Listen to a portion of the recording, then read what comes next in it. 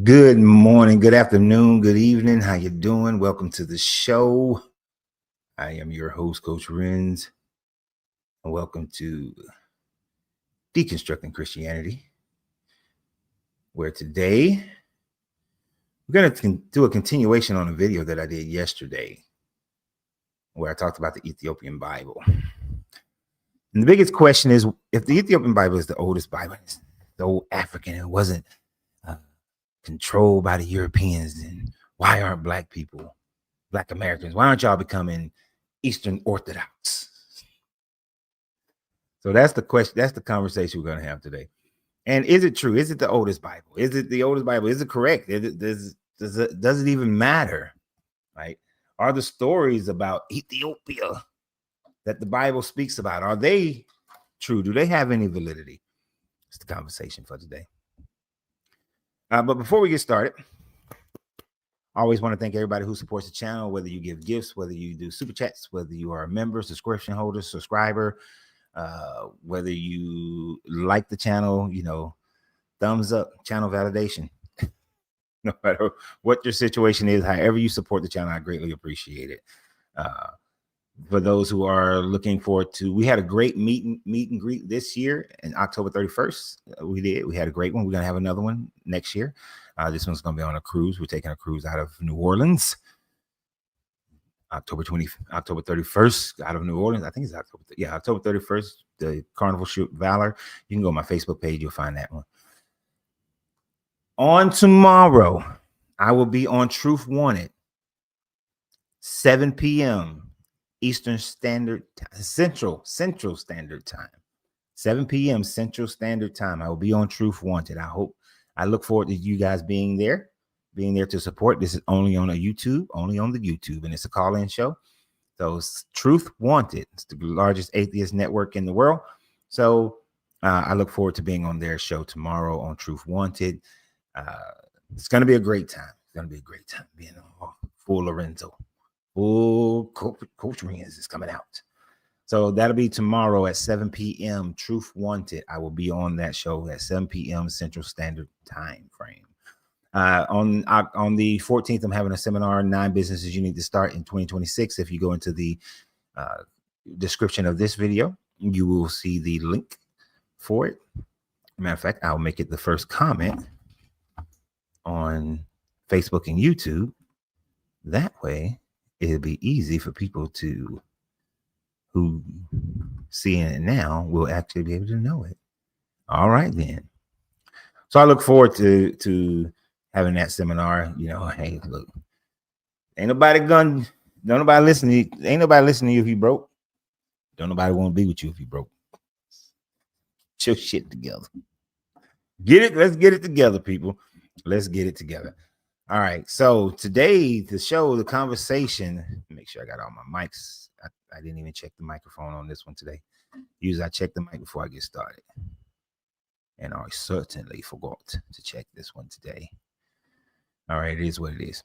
So today our conversation is going to be around talking about the Ethiopian Bible. This is one of those things that at least once, twice, 3 times a week, I get somebody who will come up and say, well, Christianity was in Africa before it was, before the slaves, before the Europeans brought it over.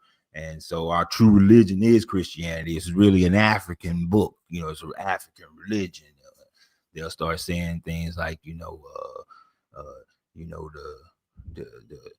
the Europeans stole Christianity, and then so the Christianity brought to us is the wrong kind of Christianity, all that sort of thing. We got to get back to the true Christianity was in Africa. And then I always ask them, do you practice the Ethiopian Eastern Orthodox or the Tawuda, I say that name wrong, version of Christianity? And every time the answer is no. Every time they try to obfuscate and go into this, that, and the third, we don't, they don't took it from us. And no. You can practice Ethiopian Christianity. There's plenty of Ethiopian Christian churches in America. There's no excuse for you not to practice the Ethiopian version of Christianity. You can practice it. So why aren't you doing it? It's always my question to them. And they always got some big bullshit lie because they know that they would then have to convert over to the Ethiopian culture. They have to become part of the Ethiopian culture. And that's the part they don't want to do. They like the American culture. They love their American culture. They don't want to start doing the Ethiopian culture. They want to do the American culture. They want to do the American culture, you know. So invariably, anytime anyone comes up and they try to argue this point, they're always going to find themselves at a loss because they would like to make the claims because all they're really saying is, I hate white people. That's all they're saying. Or maybe not modern day, but I don't like past white people. I hate all of them. So I got to blame my whole life and everything that's going bad in my life on them, you know. So, you know. I'm sorry, because somebody posted a name that I actually I follow their page.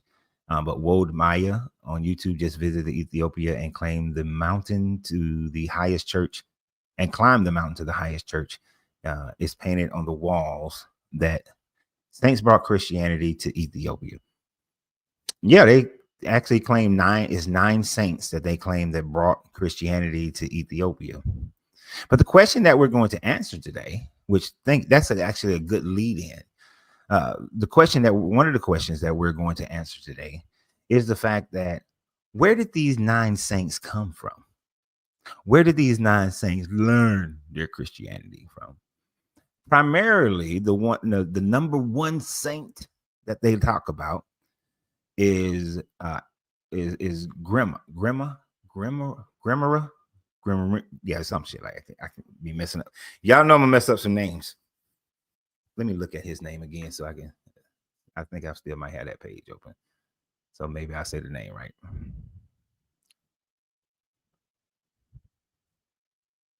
Garima. Garima.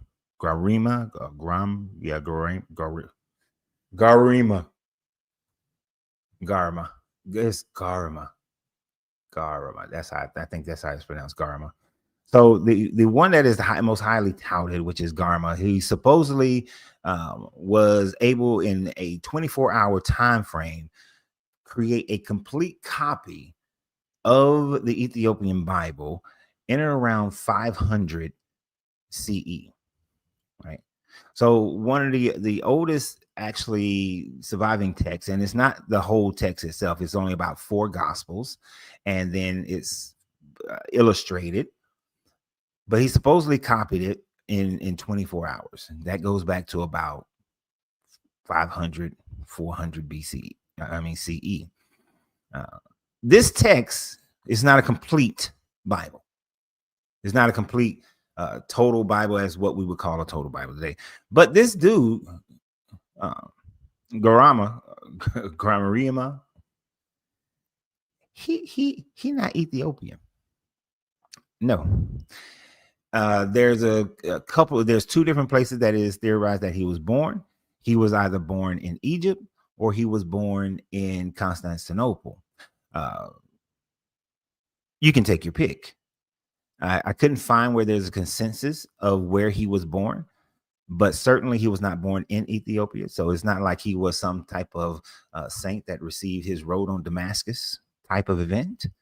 But obviously he had learned Christianity either in Egypt or in Constantinople, meaning that even though he came down and supposedly copied the Ethiopian Bible that they had supposedly had written around 330, he was copying it from a Roman perspective, because he still would have been coming from what was the remnants of the Roman Empire at the time frame. You still would have had the Byzantine Roman Empire in 500 in and around. So Constantinople will make sense, which they were still in control of Egypt at that time frame.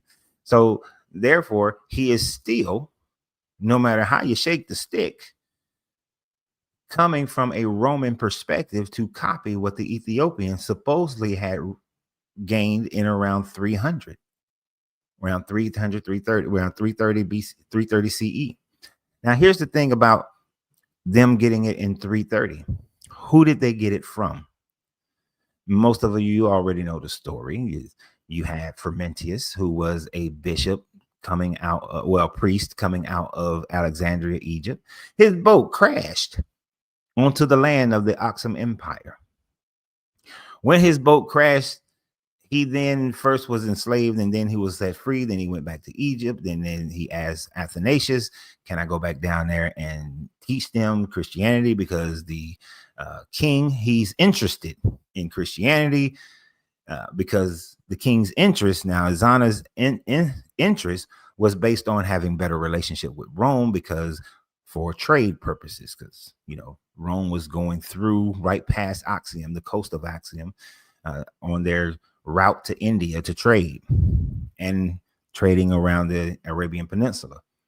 So he comes back. He teaches King Ezana. He teaches some of the royal court. And then they go out and start pushing. And then Christianity becomes the state religion of Ethiopia. And then the push begins to force everyone else in Ethiopia to become Christian. But it becomes a state religion in 330. Athanasius, and see, you got to look at from grandfather to son to grandfather to father to son is how I'm gonna phrase this. Athanasius being the grandfather, who taught Fermentius being the father, who taught Ezana being the son.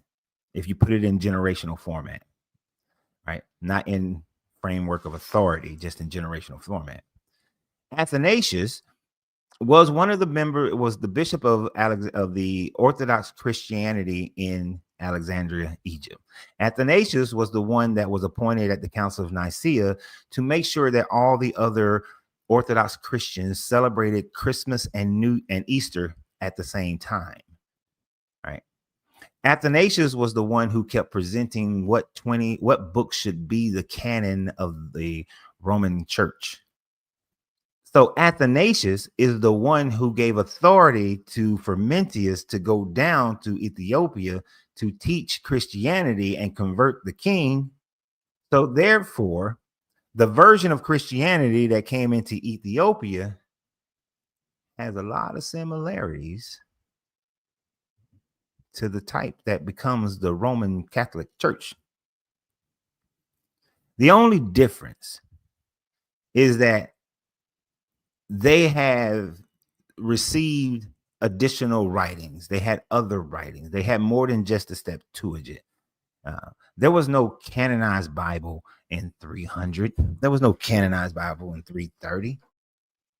I mean, let me rephrase that. The Armenians had canonized their own Bible, had determined themselves to be a Christian nation in 301. But as far as the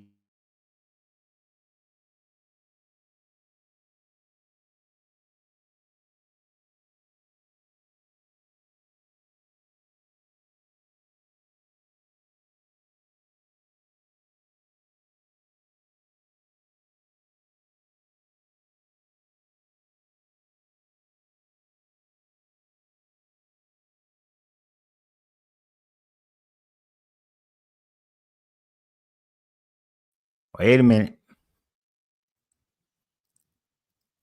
My little thing fell off the table. So some things got unplugged for a second there. But what I was saying is that there was no in the greater Christian community that was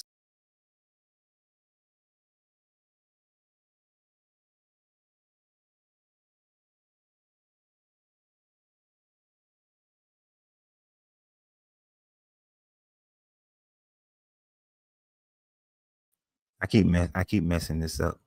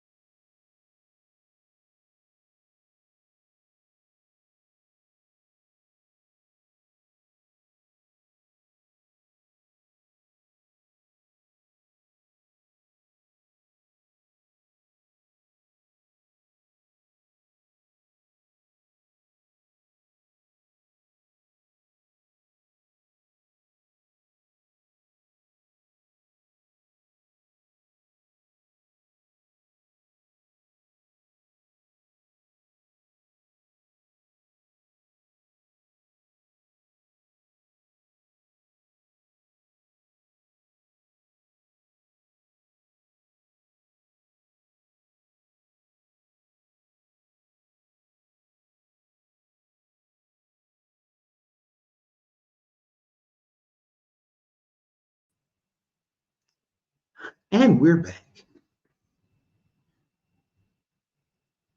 No, I put the little adapter on the desk and it was teetering and it fell off the damn desk. So yeah, my bad.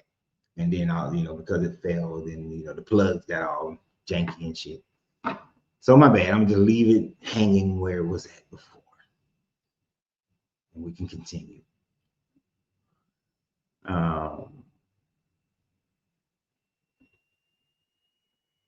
So I think where I left off was saying that. Where the hell did I left go? I know I was talking about the fact that where was I in my little script? I don't have a script, but I just act like I got one. So basically, Frumentius was teaching them the Roman version of Christianity, what will become a Roman version of Christianity, but they did have access to other writings. So like the Book of Enoch was very popular in and around that time frame, so they had access to that. They had access to the books of Tobit and all these other books. The Septuagint, they had access to the Septuagint. They also had access to the Valentinus. So this gave them access to a lot of different additional books that wound up not making it into the Roman canon, but it still made it into their canon because they weren't under the Roman Church.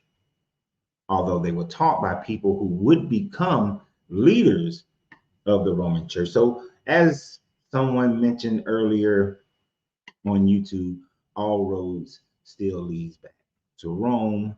When you divinely autistic said that all roads leads back to Rome. This is very, very true.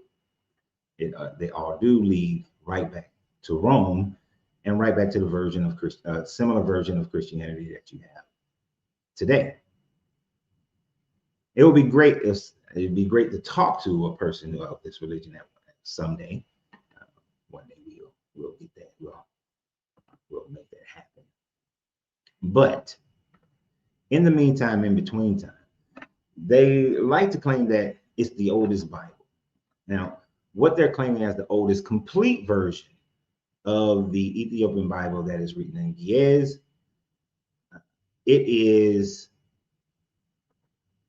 dates to in around between the 14th and the 15th century, meaning that it is dating at a time frame that you have so many other codexes prior to that. You have so many other scrolls or pieces of different Bibles that don't exist in its complete form anymore prior to that. So it's not some major claim that you got something that's halfway between our time today and the time of the Jesus event supposedly happened. Right? So it's like stuck right in the middle. It's not a really valid point to hold on to, not in my opinion. Not in my opinion. And it wouldn't be historically either, because what does it prove? The fact that you have a book, complete book in the 15th century, 16th century, how does that prove anything that occurred in the first century? Even if it was an exact copy of what they had in 330, what would that still prove? It still wouldn't prove anything. But no, it's not the oldest. The Septuagint and the Valentinus is older than that, right? It's oldest illustrated version of the Bible. It's quite astonishing with the illustrations. The fact that somebody did all those illustrations, that's amazing. But oldest, no. And so even though it's up there. It's up there. It's one of the, but not the oldest. It will be, my question is, why aren't Black people becoming Eastern Orthodox Christians? Why aren't they following this religion? Since the ones who are Christian, the ones who still want to maintain, in the same way that you got the Hebrew Israelites running around with their Power Ranger suits on. Where are all the ones trying to be Ethiopian? Where are the ones who are following this Ethiopian book? You can't claim those followers of Haile Selassie to be that because, that's the Rastafari. But even if you did, why aren't they all becoming Rastafari? That's closer than still following the Protestant versions of Christianity that they all still follow. It's all still following these Protestant versions of Christianity. So why are they following that? Instead of following, this so-called version of it. I gotta stop clicking buttons today. I see that already. Let me stop clicking buttons. But that's what they should be following. Because I was looking for, God, I'm hitting the wrong button. I ain't having a cigar yet. I ain't started on a cigar. That's why I'm clicking all the wrong buttons. That's why I'm clicking all the wrong buttons. I'm currently celebrating with a Rastafari. Yeah, I don't doubt it. It's probably the most peaceful celebration that people can have. All right. So if you wanted to join in the conversation other than just text, I just posted that on YouTube and Facebook. He was an Israelite, my brother. He was tan. What does that don't mean shit. That has nothing to do with nothing. Who cares? I don't care. What does it matter that he was tan? Oh, he was tan. Go Power Rangers, new Mighty Morphin Hebrew Rangers.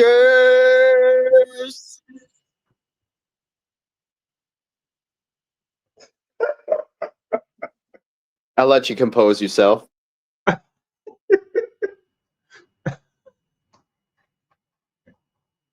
I got a report, man. I've been kicked out of about 5, 6, maybe 7 chats by loving Christians that are not able to provide a firsthand account testimony of Jesus Christ ever existing in all of history. It's very sad, and it saddens me. But I was in a chat where I watched a melanated woman advocate for slavery. Mm-hmm. They advocated for slavery? Advocated for slavery, said it was a great idea, different in the Bible. It was different than the transatlantic slave trade, because it was that they could be redeemed, which is really kind of funny because these Christians run around talking about redeemed or the redemption process. Correct me if I'm wrong. The redemption process is literally specifically for slaves to be bought out of slavery. Yeah. To be bought out of slavery. Exactly. So anytime that they are redeemed, they in fact are saying that they are slaves. Now they will say slave to sin, but if we use sin in its proper context to the time, it was not anything but an archery term. And context is important. Today, it means something else because we have built bridges, right? We built bridges in our language. That's why if you look at an unabridged dictionary, the definitions are a little bit different. Would you agree with that? Yeah, they would be. But let me actually go back to something that you said. Okay. Redeem also means to buy. So it's not just buying them out of slavery, but you can buy someone into slavery as well. So you're putting them into slavery at the same time because you are then therefore their owner. You're being bought. There's right. that later on in Exodus, when they realized that the Israelites were told by God that they can practice child sacrifice, that they are to practice child sacrifice, then later authors then write in Exodus that no, they will be redeemed by the number of Levitical priests. And if you don't have enough Levitical priests, then you will redeem them by paying money. So redeeming is just buying. Okay, so God needs money too. That's the other part. Yeah. God needs your money. So go ahead and put the plate out and God will bless you for the $1,000. Yeah. You got to get that money. God, the all-powerful creator of the universe, needs the American fiat system to continue his work. Exactly. Yeah, and that's one of the things that the Power Rangers hinge on is that Deuteronomy 28:68 or Deuteronomy 68:28, whichever way it goes. I think it's 28:68, where it says that they will be sell away on ships, and they will try to sell themselves as slaves, but no one would be there to redeem them. And so they try to take the redemption, meaning that God will not redeem them, instead of what it literally means is that no one would want to buy them as slaves. We know that in the transatlantic slave trade, there was plenty of buyers. And there was also the reverse buyers, because when those ships went back, we know through history that they also carried slaves back across the water. So, and those were indigenous Americans. People don't think about that. The slave trade was much more comprehensive than just bringing African slaves to the Caribbean and the Americas. Oh, hell yeah. Also transported slaves from the Americas to Europe. Yeah. And one of the things that many people don't realize is that they transported slaves from India to Africa. Yes. And also from India to America, or the Americas. It wasn't very prominent, but it did happen. Absolutely. It did happen. There's a few there, but yeah, it wasn't as big. Hey, let's be honest. What trucker or sailor is going to deadhead a ship?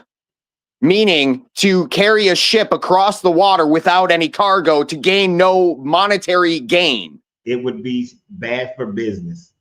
It'd be a bad business altogether, and they would probably have their ship removed. Exactly. You know, hence why piracy was so guarded against, because if you came with an empty ship, you got no money. Now, let's discuss who was in charge of the slave trade for the most part during, you know, the olden times. Because I do believe Christopher Columbus, you know, actually, let me digress from that comment. If you read in history, it says that Queen Elizabeth sold her jewels, right? But was that really that she sold her jewels, or was it her Jews? Because that was definitely along the time during this wonderful time of Christian love, where the Catholic churches went out and they raped, murdered, pillaged everybody in all of Europe to spread the gospel, of course, right? Mm-hmm. Right. And that the Moorish Empire, if I remember correctly, fell in Spain in the spring of what was it? Oh wait, it was it the same year that the Spanish started the Christian what? And the Inquisition was implemented, and all of the Jews were running. Now, Jews took on many, many different names at that point in time, did they not? I don't know. Yes, they did. Yes.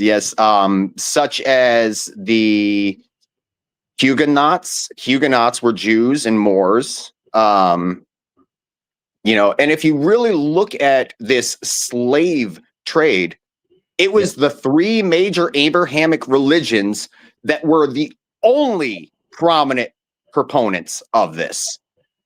Oh, yeah, definitely. As a whole. And they worked in tandem, much like Democrats and Republicans work together in tandem today. 100% agreed. In fact, that's actually why when this is some interesting. I'll drop this and I'll be done. Okay, because we're getting way, like, the subject matter was over here and we're way over there. Yeah, but it all applies. But I'll drop this one little bit.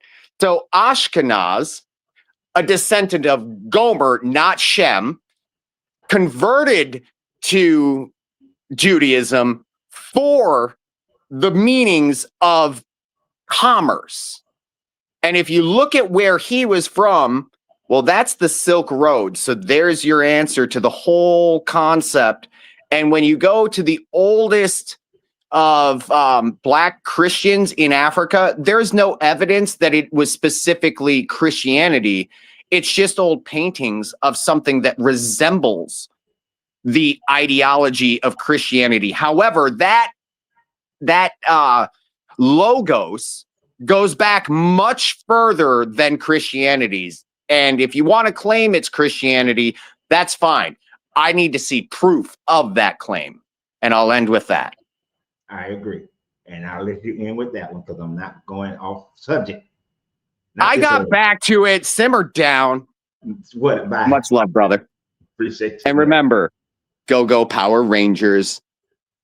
My mighty Morphin Hebrew Rangers. And they are morphin. Peace out. Peace out. Can't stick. Oh, man. Papa Lance, all you have, just hit me up on the email. We'll make the arrangements and get you some cigars. I'm gonna get to you in just a second, IG. I know you don't have a lot of time. I don't want to miss. There's a couple of comments that I saw that I want to give a really quick answer to. Maybe I didn't see them. Your argument has been debunked by the Nation of Islam, and the Hebrew Israelites have been debunked. Yeah, that means nothing. I need more information on that. I don't know. Fuck it. What up, IG? Unmute your mic. What's up, brother? What's up? Look, today, look, hold on, let me come to cam. I'm actually at my apartment today. You know what I'm saying? Ain't that some Not at shit? work. No, I'm not at work, you know what I'm saying? But I'm so glad you brought up this subject. Because a lot of people always try to go to, Black Americanized Christians always try to go talk about the Ethiopian Coptic Bible. Mm-hmm. And I'm glad for you pointing out how that's not even the oldest document. And I said, okay, even with that being said, we forget the history of Ethiopia. Ethiopia was one of the first Northeast continent countries to start colonialism in Africa. It's like I don't understand how many times we have to keep reiterating that Africa is a continent. It has always had multiple countries and tribes within it. So it's not far-fetched that one other nation would deal with someone foreign out the continent of Africa to spread a propaganda and religion throughout the diaspora of the land.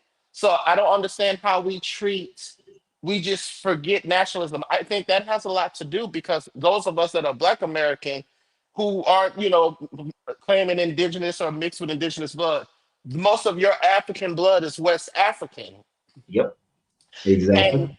And if you as a West African, even in Africa, sweetheart, you got a colonialistic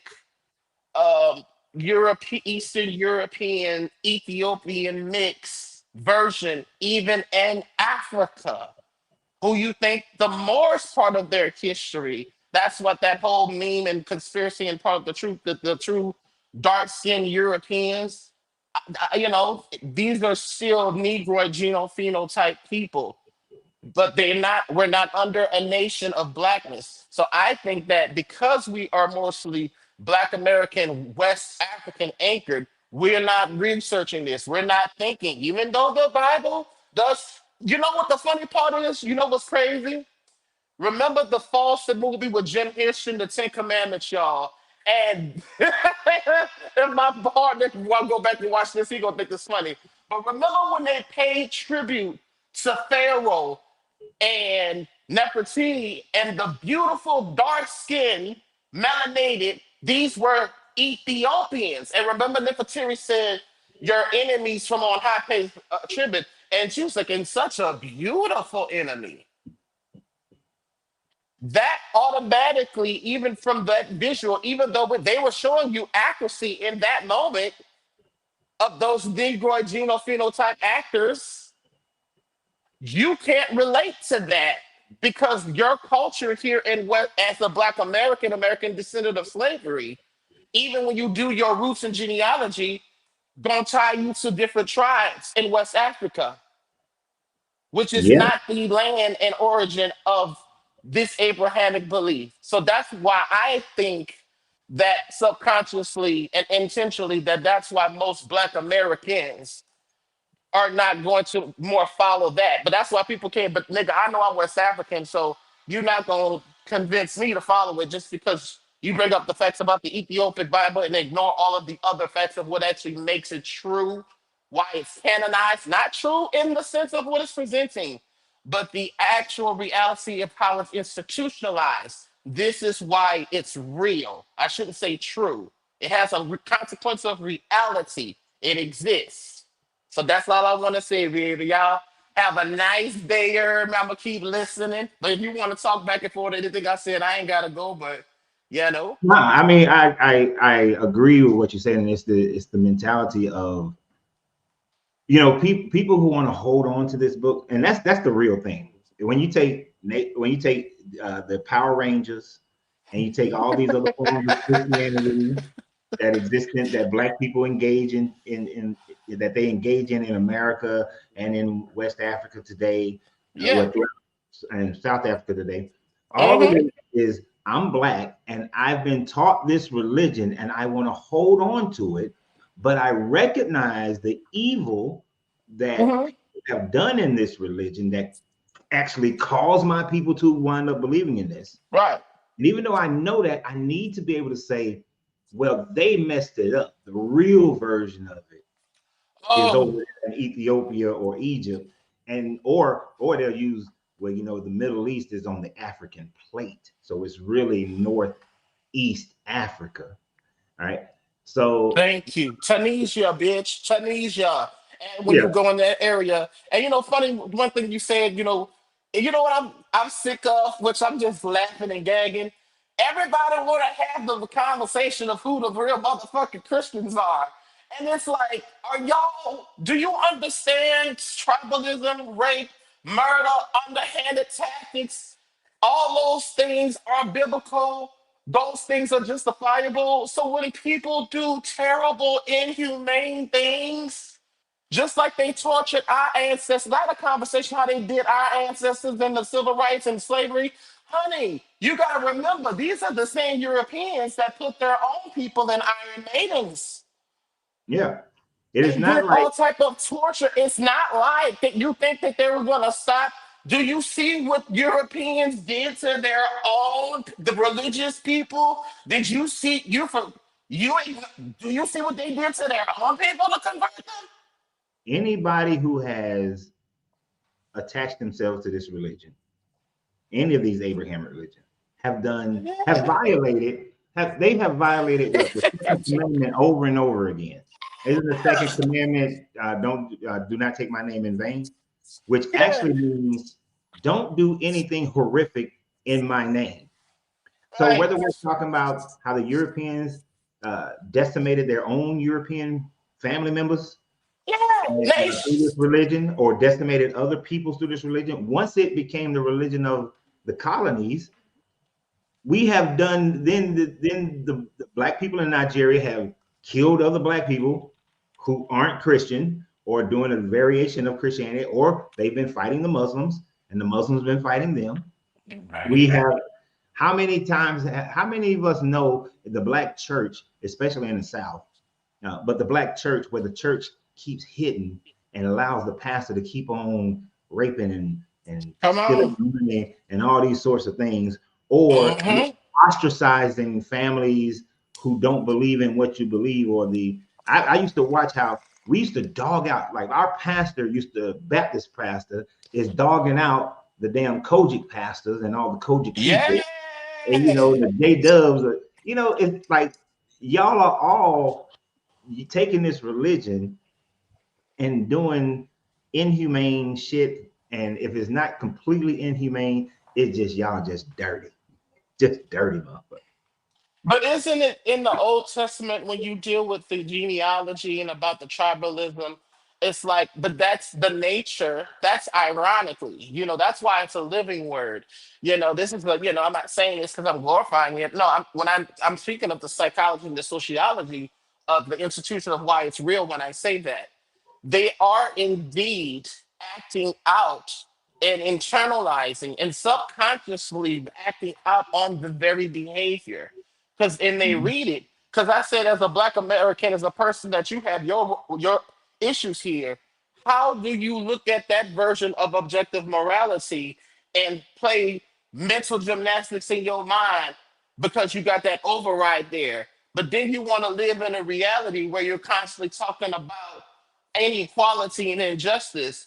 But you, and then all Americans, and I'm gonna say this, I'm gonna shut the fuck up. Look, we live in a democracy, but your ideal of an eternal king is a monarchy. Check that shit, people. We are surrounded by people who live in a so-called democracy, but their eternal and interpersonal ideal is a fucking the kingdom. Come on, It's an imperialism, a baby, dictatorship. baby. Yeah, I wouldn't even give it the nicety of saying a kingdom. But It's, yeah, that's just imperial. That's just you a right. dictatorship. You Because right. you have to this in order for you to exist in this heaven that they've created in this Bible. You would have Mm-hmm. to have your mind wiped, forget who you are, and you are enslaved to worship this God for all eternity, sitting around his throne, calling out his name. Yep. That's hell. That's hell. Right. Yeah. And So yep. purposeless. Yeah. And then my what I try to advise people to do as atheists, agnostics.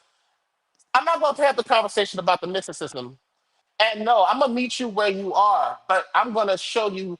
Let's try to show people through the institution of the matter of facts why it's real, and give them that. Yes, every knee shall bow, every tongue will confess. Render what is Caesar. I am an American paying, tax-paying citizen. I have to render to the state, even though it is democracy, it's still government. So I still have to follow under the religiosity, integrated into the politics and everything. So I have to confess. I have to live and walk among those type of political parameters. So yes, it is not just your belief. I wish it would just when we die we would find out. The Right. ultimate thing it boils down is that you want to determine how I yet live. That's where you can't. So you see why it's real, sugar. It's real because you heard me. It's real because you get to impose your human emotion as deity. You want to deify and make your emotions law. Holla at y'all later. All right. Appreciate you.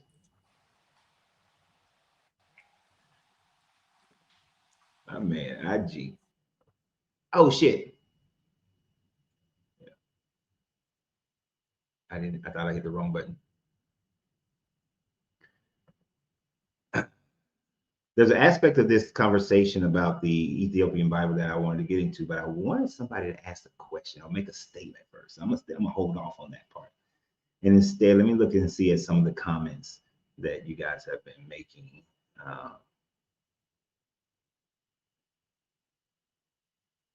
But the more recent one, I'm not gonna scroll like 50 little miles back.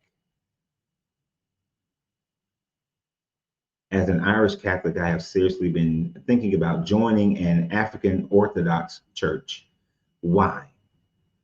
Why would you seriously think about joining an African Orthodox church from Irish Catholic Church? There is no more truth. There is no more truth within an African Orthodox church as there is within any Irish Catholic or any other version of Catholicism or any other version of Christianity. So the question then is why? Joining an African church is not going to bring you any closer to the truth of anything whatsoever. Not even slightly.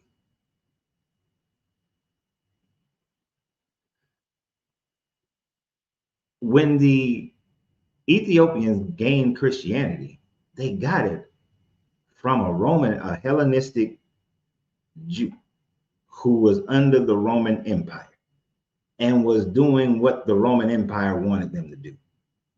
So you're still practicing the same religion, just with an African spin on it, just from a different cultural basis. That's it.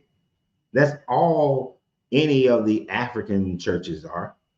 It's the same as the European churches. It has a European spin. It's like leaving England and coming to America, and you're going to see things are done differently. It could be titled the same thing, but it's just going to have an American spin on it. And depending upon where you are in America, it's going to have a different spin. Catholics in the North are different than Catholics in the South, and they're different than Catholics in the Midwest, and different than Catholics in the West. They're all different. Because all this whole thing is based on your culture. It ain't based on nothing else beyond your cultures. Right? That's it. That's all it is. And so when the Ethiopians, who were a polytheistic people at the time frame that Frumentius came down into Ethiopia, and it wasn't Ethiopia at the time frame. It was called Aksum. I always want to put an I in it, but it's Aksum. When it came down to Aksum, they were practicing polytheism at the time frame. They were not practicing any form of the Abrahamic religion. They weren't practicing Judaism. They weren't practicing any other form of Christianity. Right? None of that. A Syrian from the Byzantine Eastern Roman Empire brought Christianity to Ethiopia. Well, was Frumentius an Assyrian? But what we do know is that he came out of the Church of Alexandria.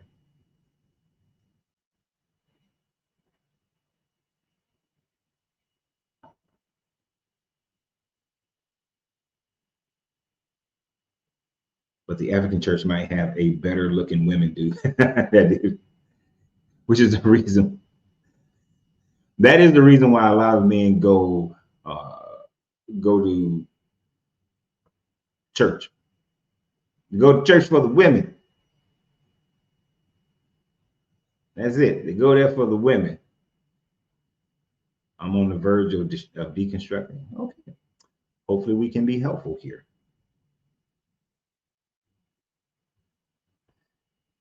And this is, love Kevin, you my dude. I thought Africans don't believe in anything outside themselves. That's that generalization that IG was talking about. Africa is incredibly vast. It's big as hell. It's bigger than America, than the United States, I should say. It's bigger than the United States. I don't think we fully conceptualize how large of a continent this is. You cannot group everybody together. But as far as believing in anything outside themselves, no. Almost every religion around the world, in ancient religions, almost all of them believe in something outside themselves.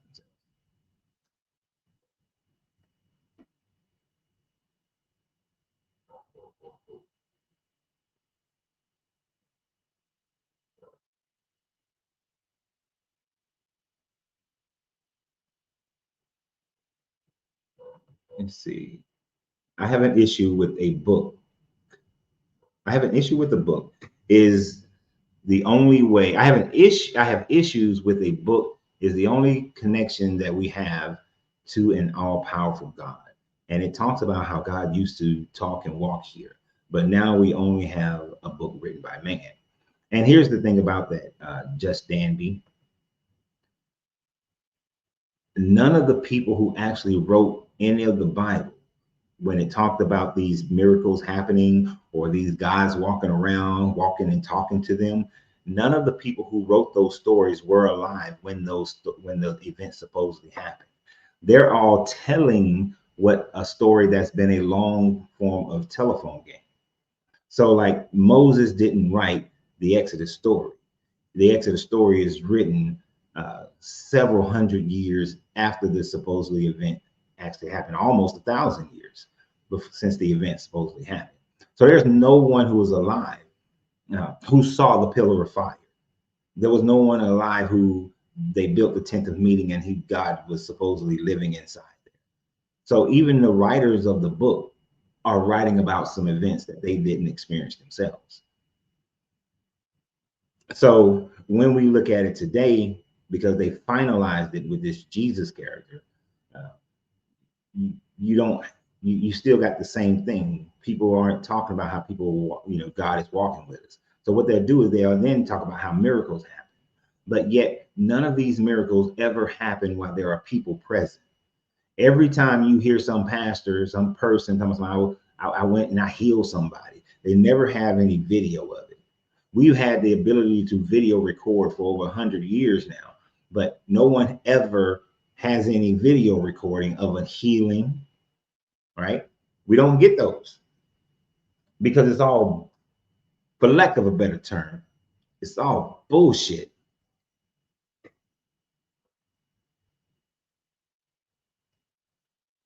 You got to have some proof. But in religion, you don't. You don't have to have any proof. You don't have to have any proof whatsoever. All you got to do is have the ability to convince enough people that what you're saying is true. That's it. Like this, the Grimoire, who supposedly copied the oldest version of the Ethiopian Bible, but it's not a complete Bible. It's only a couple of the Gospels. Supposedly was divinely inspired and supposedly copied it within 24 hours. But there's no proof of that. This is a claim that they make. This is a claim they make. Now, and it's interesting. People will claim that that's the oldest, but it's not. It's not even a complete version. It's not a complete version of a Bible at all.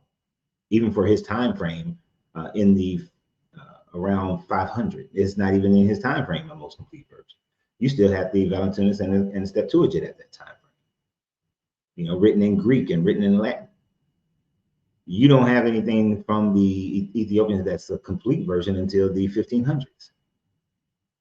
1500s is when you got it.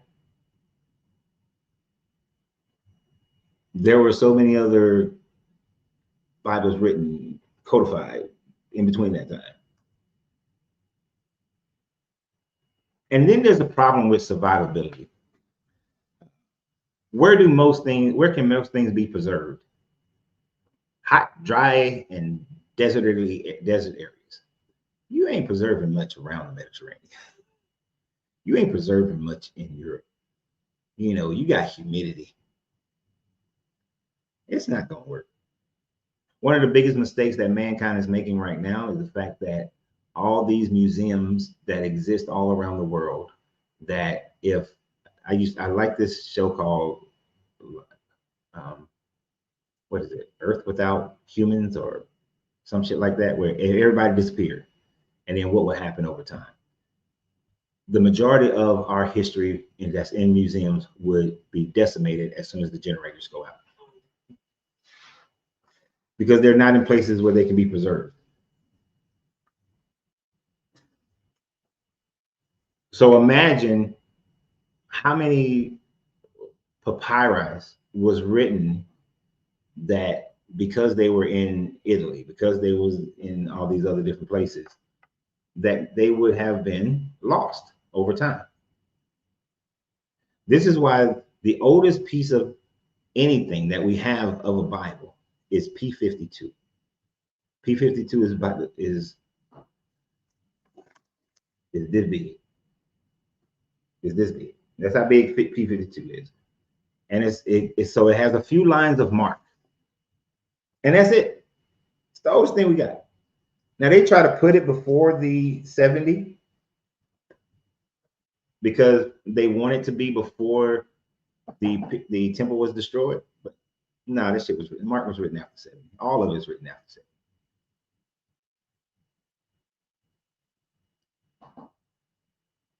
70. It's a post prophecy, not a prophecy about the temple being destroyed.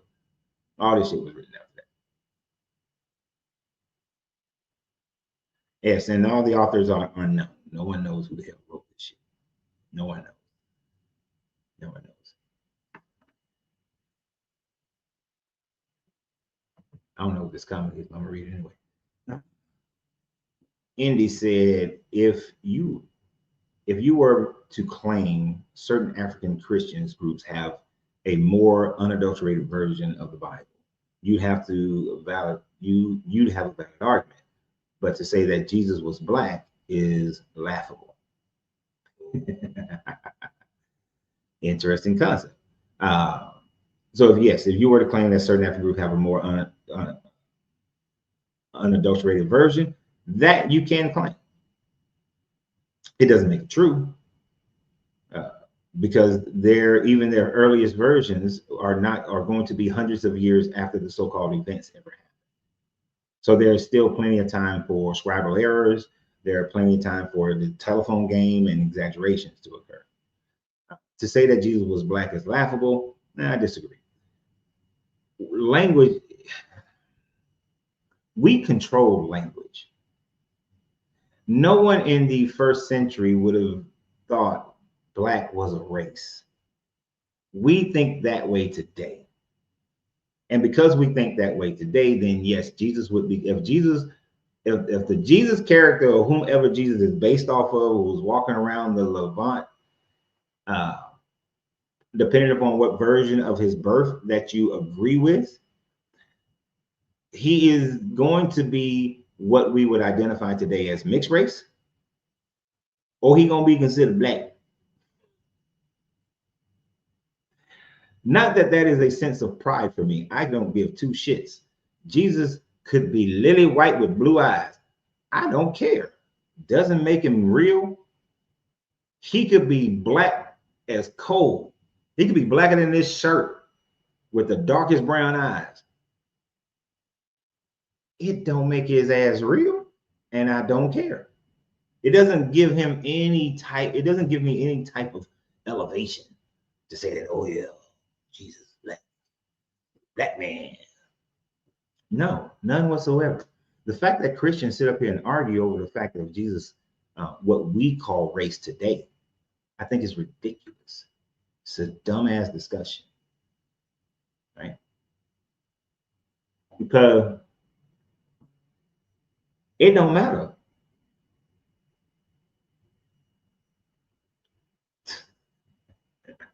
I'm sorry, comment over here on TikTok just caught my eye. The host can interrupt, yes, but not you're a female. No, you're stupid. You just a little. Who has a show with a damn the guest can just come and just do whatever they want to do. You just shown that if you were to come up here, that you wouldn't know how to hold a conversation or a podcast interview. That's all you say. Just showing that you just want to come up here, blah blah blah blah blah blah. These motherfuckers are so simple. Oh, people are so simple sometimes. Sorry, I know that wasn't part of the conversation. It just caught my attention real quick. The simple-mindedness of people and their whiny ass mentalities. I mean, let's think about it. And this is one of the problems, because this goes back to what we're talking about. You don't have, when you go to certain other countries, folks aren't arguing about the color of Jesus. People aren't sitting up here saying that, oh, Jesus is this and Jesus is black and Jesus is white, right? They don't give a damn. They could care less. It is a bigger issue in these countries where you got black people who are trying to hold on to a religion that has oppressed them. And it's an issue when you have white people who are trying to hold on to the God mindset oppression. Those are the only people who argue about if he was black or he was white, not even realizing that at the time frame, no one would have considered that. It would have been his ethnicity that would have mattered. Was he a Hebrew? And even in being a Hebrew, where are you? Are you Galilean? Are you, are you a Judaite? Where you're from would have mattered. Kind of like how, and this used to irritate the shit out of me. Kind of like how the New Yorkers used to come down to Atlanta and think that they are better than people in Atlanta because they're from New York. So his ethnicity and then his region of dwelling would have made more of a difference as to his treatment than anything else, and even by his own people. So all that Jesus black, that's taking the Bible and trying to give it a modern day argument. And my thing is, I wouldn't give a damn if he was black or white. This motherfucker said that slavery is okay. So fuck him and the horse he rode in on. Fuck him and the horse he rode in on. At that point, who gives a shit? Right? I wouldn't give a damn. Any God that says that it is okay to enslave people is not a God that I would ever give any time of worship towards. It's not worth worshiping. I would never worship. So why do I care if he's black or white? He's a slave mastering God. Any God that says that if a woman can be forced into a marriage and the way to consummate marriage is through taking her poom poom, then why would I ever support a rapist God? Why would I ever support a God that says that it is okay to kill all the babies? I don't give a damn what color your God is. Your God say he can kill all the babies. Fuck you and your God. Your God ain't worth it. Your God is not worthy of my worship. You got to earn. You know how they say respect is earned, right? God is not outside of that requirement. You got to earn my respect first before I give it to you. But we're not doing that. We're not worshiping some damn deity that's of that caliber. Let's see if we get a new verse together. I'm hitting the damn thing. Hey, what's your name? Charles. Charles, how old are you? Are you over 21? I'm 37. We've talked before. Okay. We talked this summer. Oh, cool. All right. So I'm assuming that are you a believer in the Bible? No, I believe the Urantia book.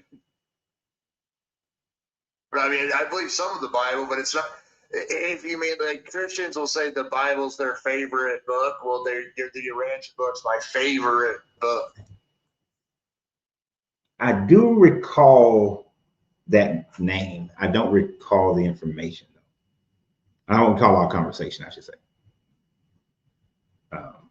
Well, it's fine. You know, it was relatively brief. It was about 10 or 15 minutes. I mean, I think it went pretty good. I ended up thinking you're a pretty good guy, a pretty funny guy and stuff, smart and everything. But it was, it wasn't that bad. Remember the sprinklers came on? I thought it was raining. You don't remember that? The whole time I thought it was raining. Sorry for cussing. The sprinklers were on at the library. I thought it was starting because it was cloudy too, you know. I don't. I'm sorry. I'm sorry.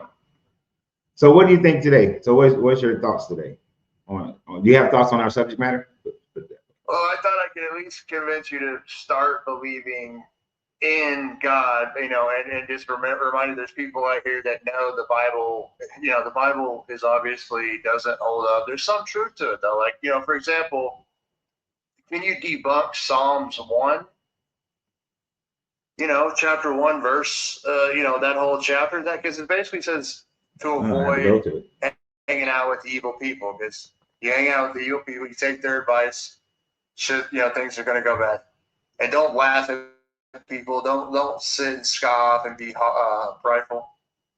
You know, and you can't get around that. That's a universal. That's something you would probably tell your grandkids. I mean, that's something I tell my grandkids. I mean, you don't have to debunk every word of the Bible in order to not accept the Bible, right?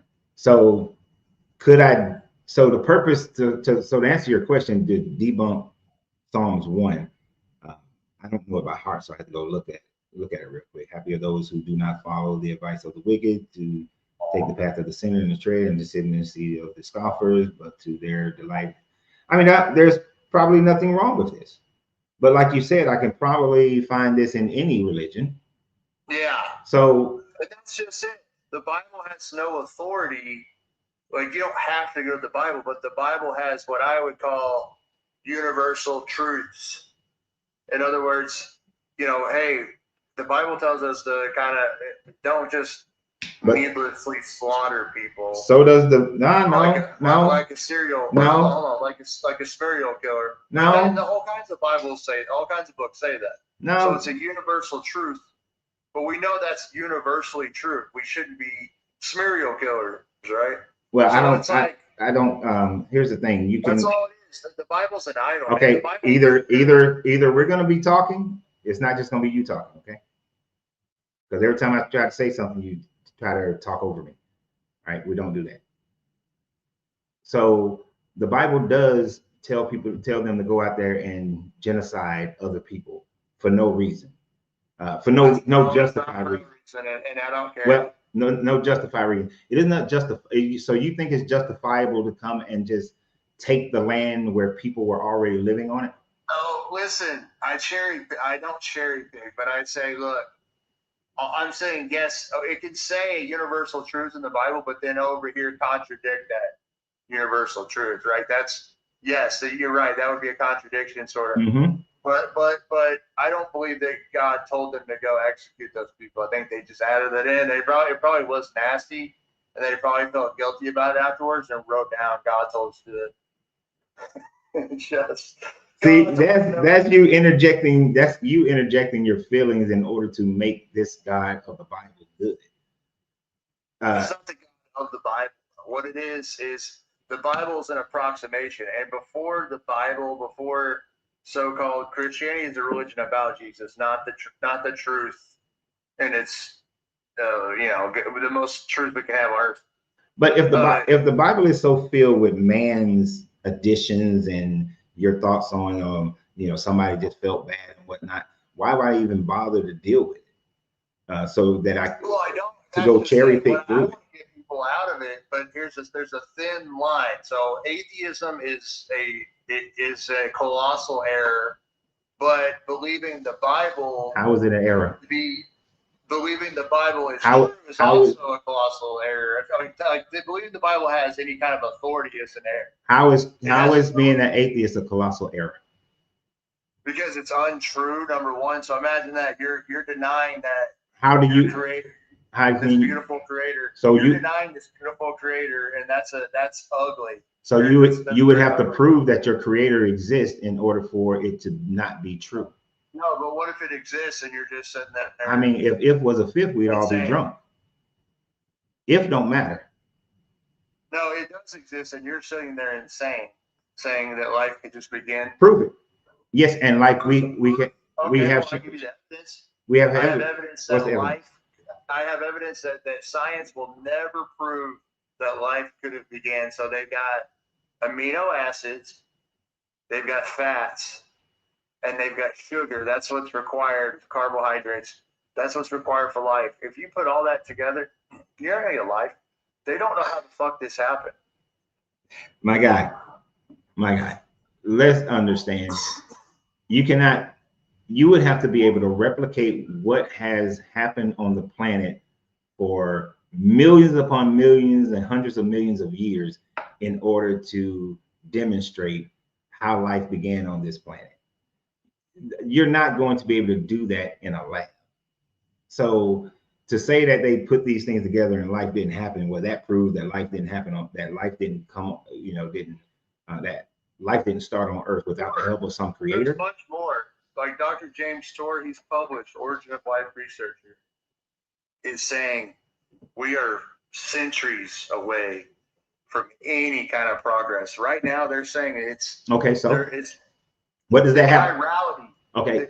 We may never make progress. My guy. We may never make any progress. What, do you understand that simply because science says that we are so far away technologically from being able to figure this out or that out does not mean that it is something that we cannot figure out. And it does not, and it does, don't interrupt me, it does not mean that your God is the answer.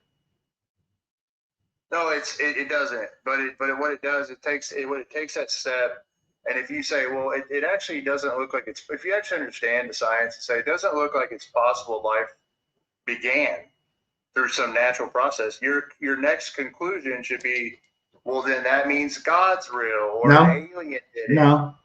Or and why can't we If describe an God? alien did it, then that means that there is still some type of scientific process Hold by on. which it started.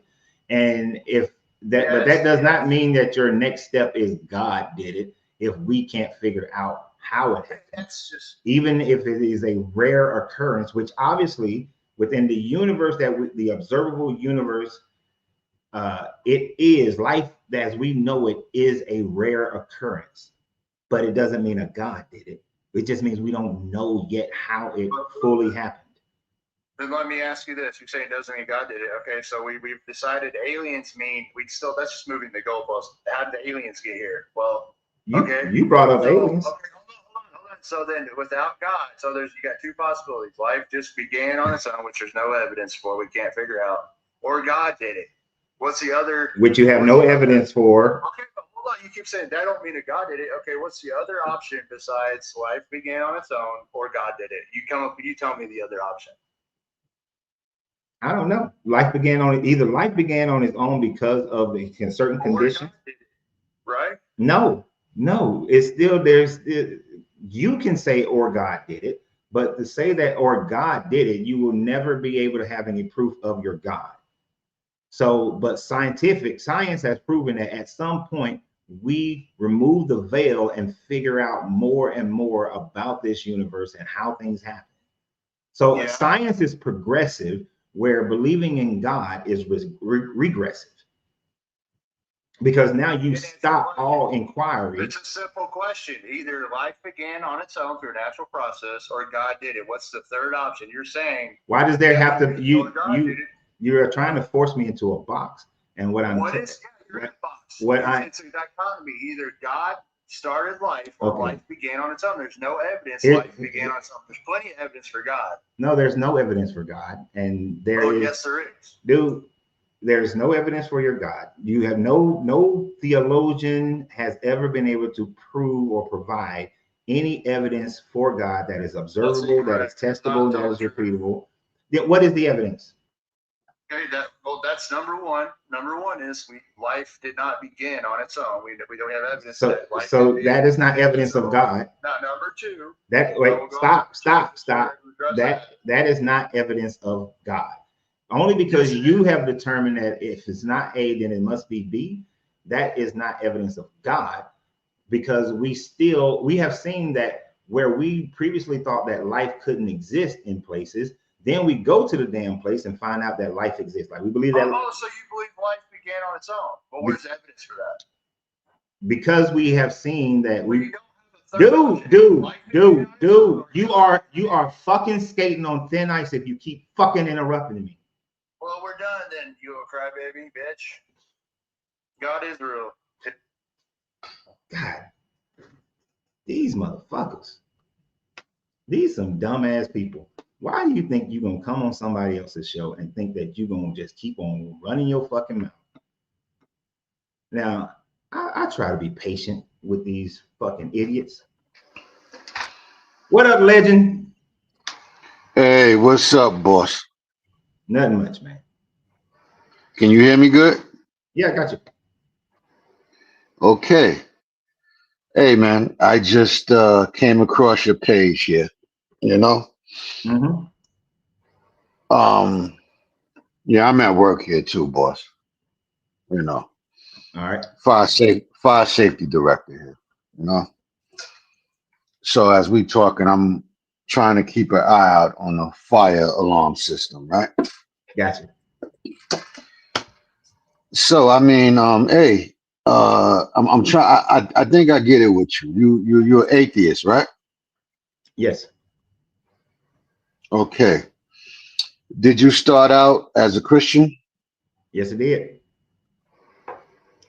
What? Well, what denomination? Born and raised in a Baptist family. Okay, same here. Same here, boss. My mother from North Carolina moved to New York here. You know, met my pops. But yeah, I grew up in Baptist church.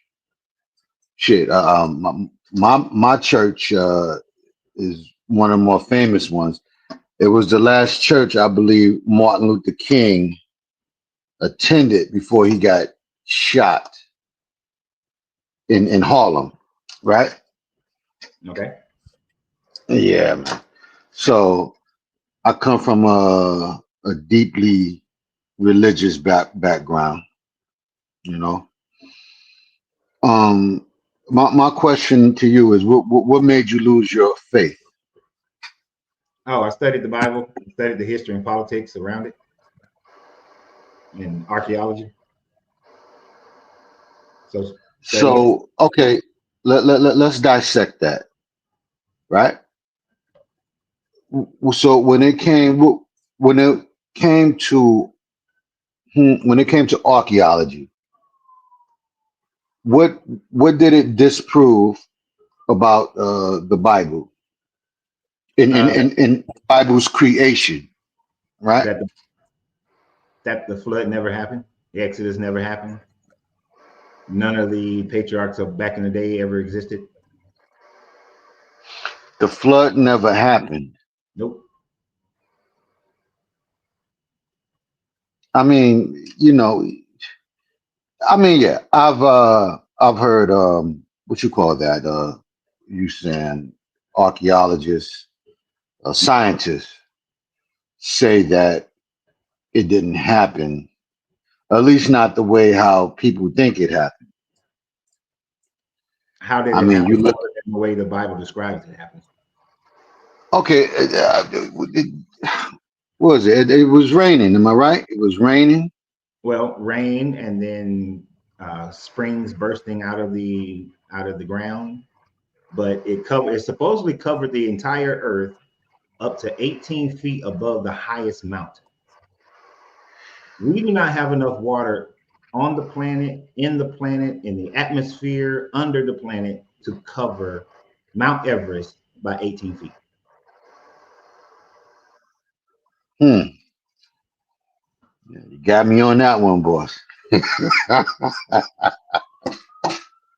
Wow, 18 feet. It's been a long time since I read the Bible. I don't even remember that scripture. It said Yeah. 18 feet above the highest mountain. I mean, it gives the measurements in cubits, but it equals like 18 feet. Okay. Yeah, yeah, cubits. And then Hmm. and then think about this.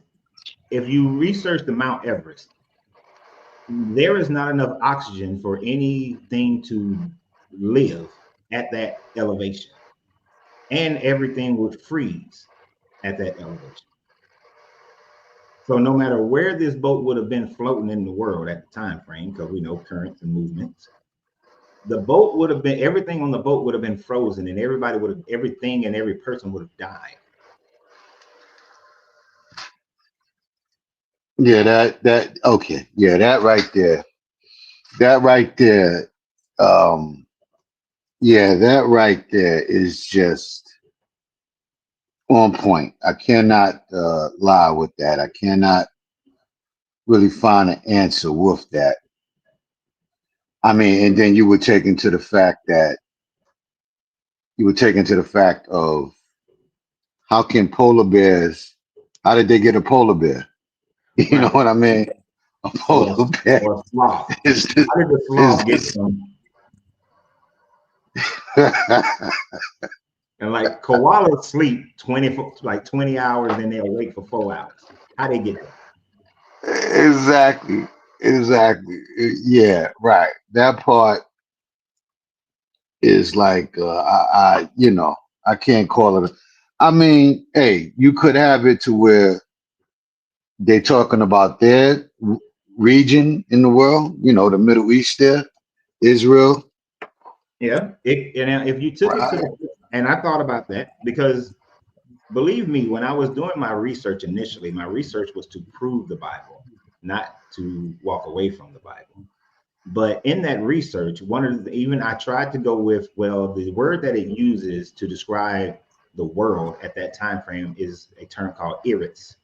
That's the Mm, Hebrew word, Eretz. Eretz can also mean your general localized landmass, right? So even when I tried to say that, well, it wasn't a worldwide flood, it was just a localized flood that Noah was in. The problem then comes with the fact that it claims that every person on the planet died. So that can't make it a localized flood. And then it says that the sons of Noah then becomes the progenitors for these other nations. But the problem is these other nations are already in existence, and they were in existence before the flood, during the flood, and after the flood. So there's no way that, for instance, Ham's descendants could have become then the Egyptians, because the Egyptians had already established a history over 1,000 years prior to the flood, and their history has no break through the flood and beyond. Your timeline or your timeline here, where are you getting it from? From the Bible. Okay, so how old is the earth according to the Bible? About 6,600 some odd years old. So we okay, so when they do this, those calculations there, are they doing it based on the generations? They're counting those. That's how they're doing it. Yeah, and actually in 1990, 1991 actually, 1991, since I was on a Navy ship for 6 months, I took the time to do it myself. Because yes, you got all these other people who have done it and everything like that. So I did utilize their information, but I started with the time frame, the rough time frame of the birth of Jesus, and started going with who begat who and how old they were when they begat this person, and then how old they were when they begat that person. And when you go through that timeline, you get to like the year 4,637 BCE. Is when Adam and Eve's story happened. Okay. Yeah, which I couldn't even, after learning, after we learning at our age, of learning about strata. You know about strata, right? Strata? Strata. Like different stratas in the rock layers? Right, exactly. I couldn't possibly believe now that the earth is 6,000 years old, Right. based on the fossils.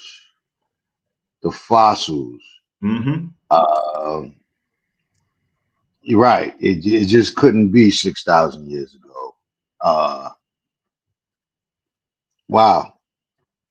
But see, based on the Bible, how old the Adam and Eve story is.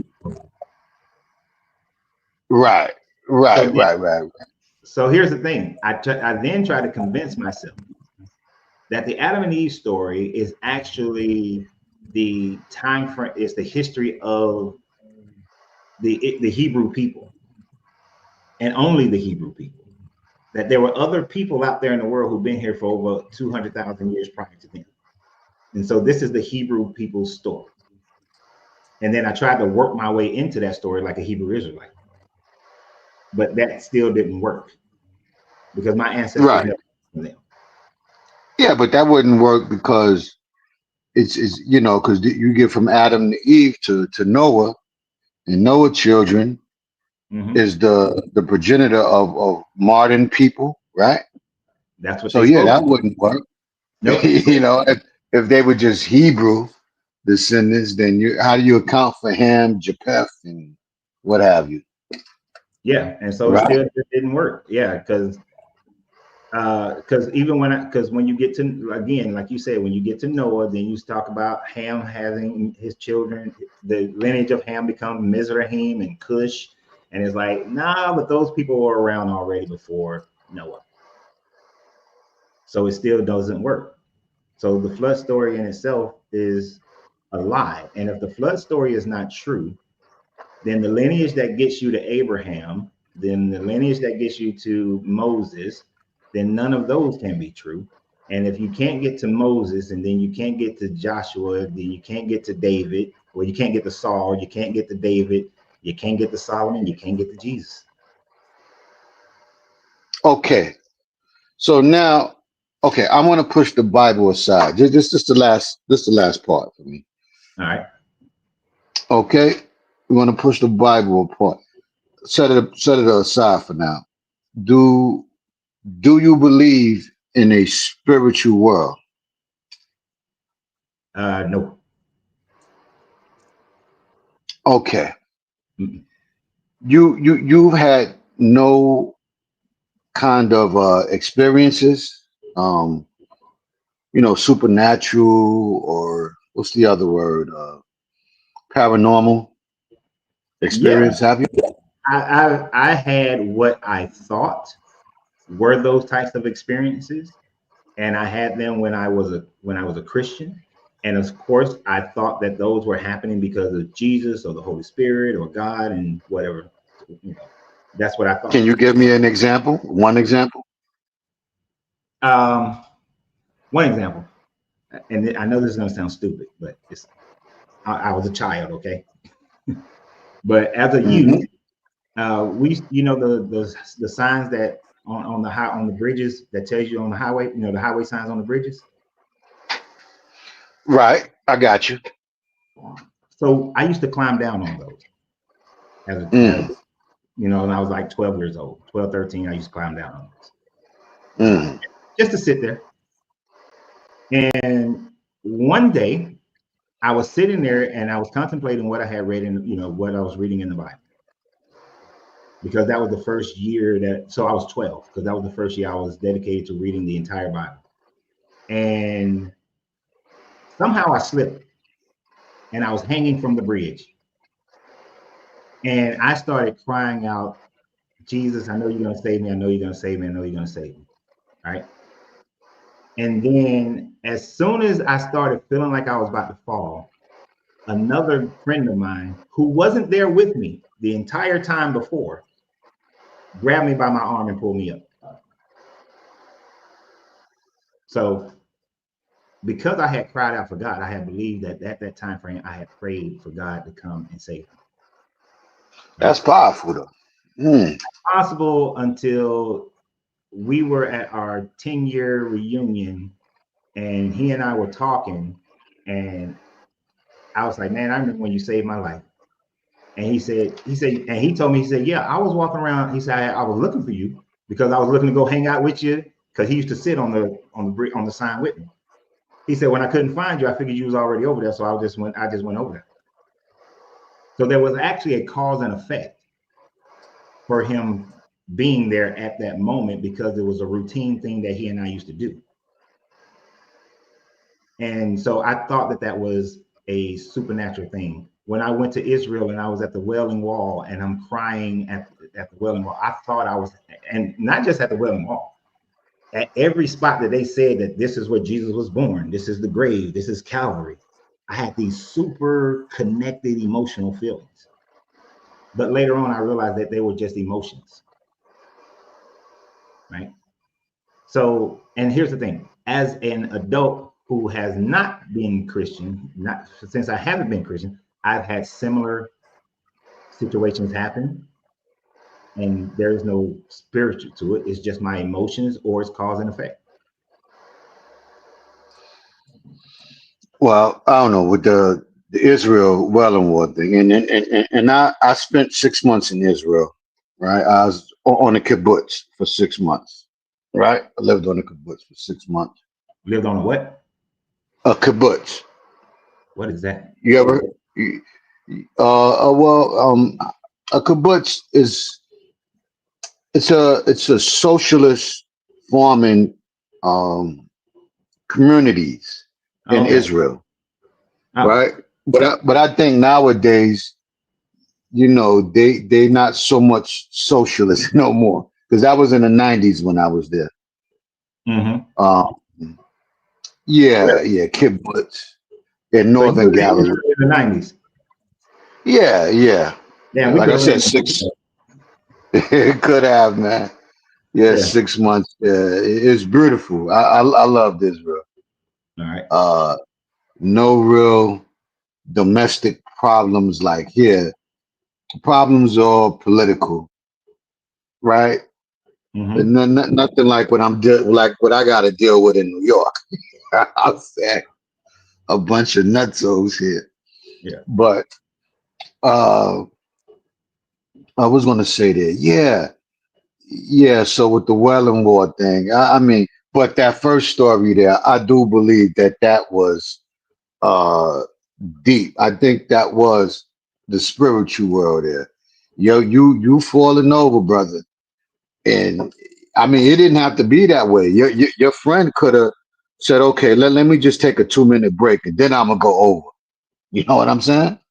Could have, but that's my thing. It's cause and effect, because even since the years that I've walked away from Christianity, I have been in life and death situations, but yet I didn't die, and something that I hadn't counted on was able to keep me from dying. And then I would Mm, just, but then when I look at the situation, I figure out what the causation is. okay. And so it's the same thing. It's cause and effect every time, right? I mean, I hear you. I hear you. Where that was a routine. And by the way, same time, like your routine. Y'all would always go there at that same time. Mm-hmm. Yeah. Okay. I mean, I And get it. Yeah, it's a I mean, routine. it's like I was just telling my wife about this the other day. Back when I had a crotch rocket, I had a ZX14, and I took this friend of mine. She went to this roundup with me. On the way back, I'm on the highway. I'm riding, on 285 in Atlanta. I'm going about 90 miles per hour. And because I ride very intuitively, meaning Right. that I'm paying attention to every goddamn thing that's going on. I felt when her Right. body went back away from me. Oh, Sorry about that. I had to cut that off. That alarm. Good. hey, that's your job. But I felt when her body went away from me. So I reached back and grabbed her. This woman was falling asleep on the back of my motorcycle. And this is Hmm. and so I had to ride holding her close to me so that she wouldn't fall asleep. So there was no spirit there. It's just I've been riding motorcycles since I was 6 years old. I'm very aware of everything that goes on when I'm riding. The fact that I've never had anybody fall asleep on me while they was riding with me. The fact that I noticed her body movement, it's Hmm. not, there was no spirit. It was my awareness of being a good rider. And there were so many other times when I had that motorcycle where death should have happened. But my awareness and reaction to different events happening on the road allowed for me to survive any of those opportunities for death to happen. And there are Okay, I could see that. and I But can run through a litany of stuff since I walked away where mm, cause and effect is why something happened in my life, not. I don't know. For me, I'm gonna share something with you here. Um, and I hate saying it because it's like every time I seem to type in the September 11, you Mhm. know, I don't. What is it? Where YouTube is sensitive to somebody saying 911 or Yeah, I mean, you know. it depends on the context words around it. It gets censored. Hey, look, man. Like I said, I'm from New York, born in Harlem, lived here Hmm. over 50 years, brother. You know what I Hmm. mean? Uh, um, back in 1990, I dreamed of 9/11. No lie, I dreamt it, bro. I Okay. dreamt it. I'm gonna tell you, and through the years, that's been my most vivid dream that I remember in exquisite detail. Right. You know, and it was and that was really that's what I call my enlightening year. Even before that dream, I was getting into um history and what have you, including the Bible, right? Um, so with this dream, I live on 111th Street, mind you, right? Building 216, apartment 1, 111th Street. All right. At the before I describe the dream, I'm gonna be fast with it. Before I describe the dream though, I it took me a while to figure out what that dream meant. Okay. You know, but it always haunted me. Uh so like I said, I lived on 111th Street. So Uh is that close to the area? I don't know New York. no, no, no, no, no. Oh, Harlem you're may be about, yeah, from okay. Wall So Street. That's that's in down. Harlem. Okay. Yeah, That, well, the what's that, Ground Zero, or where the Twin Towers were. yeah, That was, I understand. I didn't know if 111th Street was in a different borough, but that's in Harlem. yeah, yeah. What Harlem. All right, Ed. I'm gonna see you tomorrow.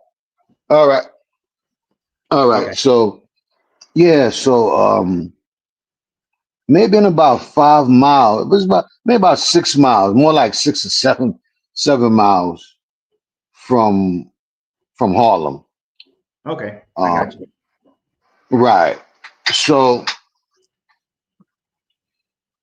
like I said, it's 111th Street, apartment 1, building 216. See, these numbers gonna play.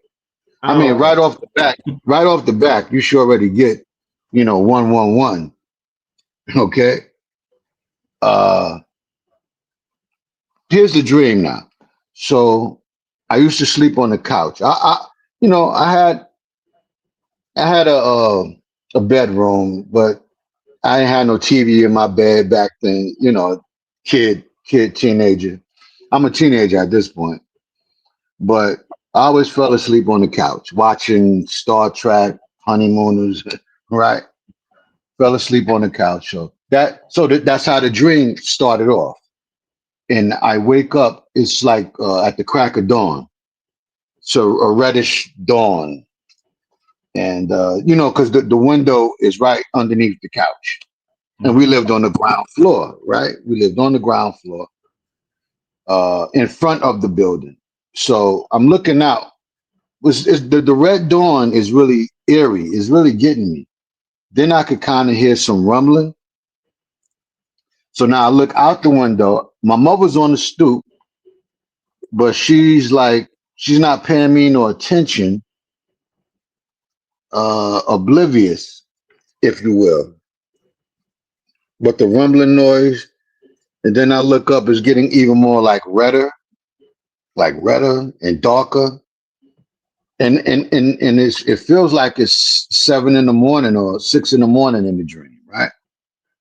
And so I look up, to the west, and I look to the east, and then I just go out.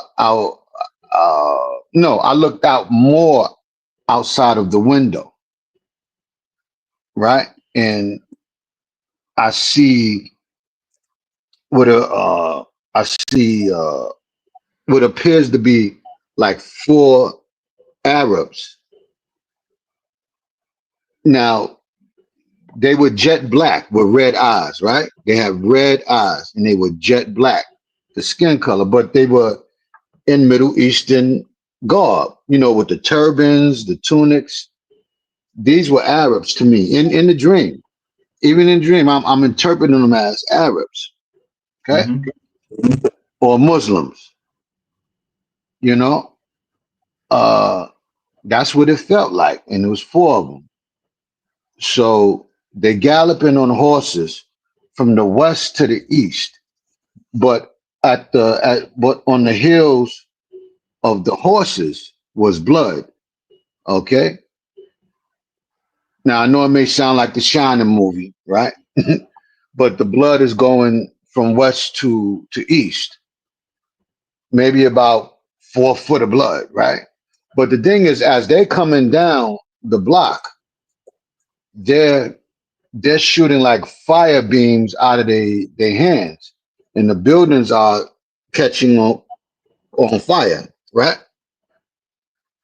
But the whole point of the dream is I'm following that trail of blood, and I looked where it was going to. Now on our block, have you ever heard of the Central Park Five? Yes. Yeah. Okay. Right. I live right up the block from them. I don't know if you ever see the beginning of the movie they did on Central Park 5. Okay. No, I've never seen the movie at all. Okay. If you get a chance, look at it. This in the beginning of the movie, they're going to show where these guys, most of them live. Mm-hmm. It was called Schomburg Towers, residential complex. Okay. But these towers are designed like the Twin Towers, like the World Trade Center. Oh, okay. And I believe they came up in the 70s about the same time as the Twin Towers. Okay. All right. That is where that blood was leading to. That is where the 4 horsemen, if you will, was leading to those 2 towers. Right now, this is in 1990. It stayed with me for years. And then I was trying to wake my mother up. I'm trying to wake my mother up when I discovered all this, and she's just oblivious in the dream. Okay. I always, I told the few people of the dream, but it, just oblivious to it, didn't care about hearing it. Now, when we get to 9/11, I started, I don't know, one day it just popped in my head. Oh, this is what I was dreaming. That is what God was showing me. He was showing me that event that would happen 11 years later. From 1990 to 2001 is 11 Right. years, am I right? Yeah. 11 years later. I live on 111th Street, apartment. And so now I started to do the numbers. Okay, building 216. 2 plus 1 is 3. 3 plus 6 is what? 9. That is 9. Okay. I live in apartment 1, 111th Street, 1990. That to me isn't coincidence, brother. Come on, man. I mean, And I'm not making this up to you either. No, I hear you. I hear you. I understand you. The interesting things about dreams. Now, I did spend quite a lot of time studying dreams because I'm with you. A lot of my dreams happen, right? And I dream every night. Right? A night doesn't go by that I don't dream. But dreams are incredibly vague, and dreams can be applied to so many different things as well. The fact that the 4 horsemen, which if you were Christian at that time frame, obviously the Bible teaches about the 4 horsemen, but you ain't got to be Christian. You hear about the 4 horsemen just living in a Christian dominated country. And when did the Central Park 5 happen? 1989. 1989. Which was going to be 12 years. So the Central Park 5 is fresh, is still fresh in your mind, and even more so fresh in your mind because you live in New York. I didn't hear about the Central Park 5 until Donald Trump said something about it. When he put his boards up and all that kind of stuff. That was the first, because that news wasn't really big. It wasn't reported in Atlanta in the same way it would be reported in New York. So it will be fresh on your mind, more constant on your mind. and then with the four horsemen and then leading to that building. Some could say that your dream was just in reference to the fact that you saw what happened to them, and that very same thing that happened to them, being a young black man in New York down the street from them, it could happen to you. Could I not interpret it that way?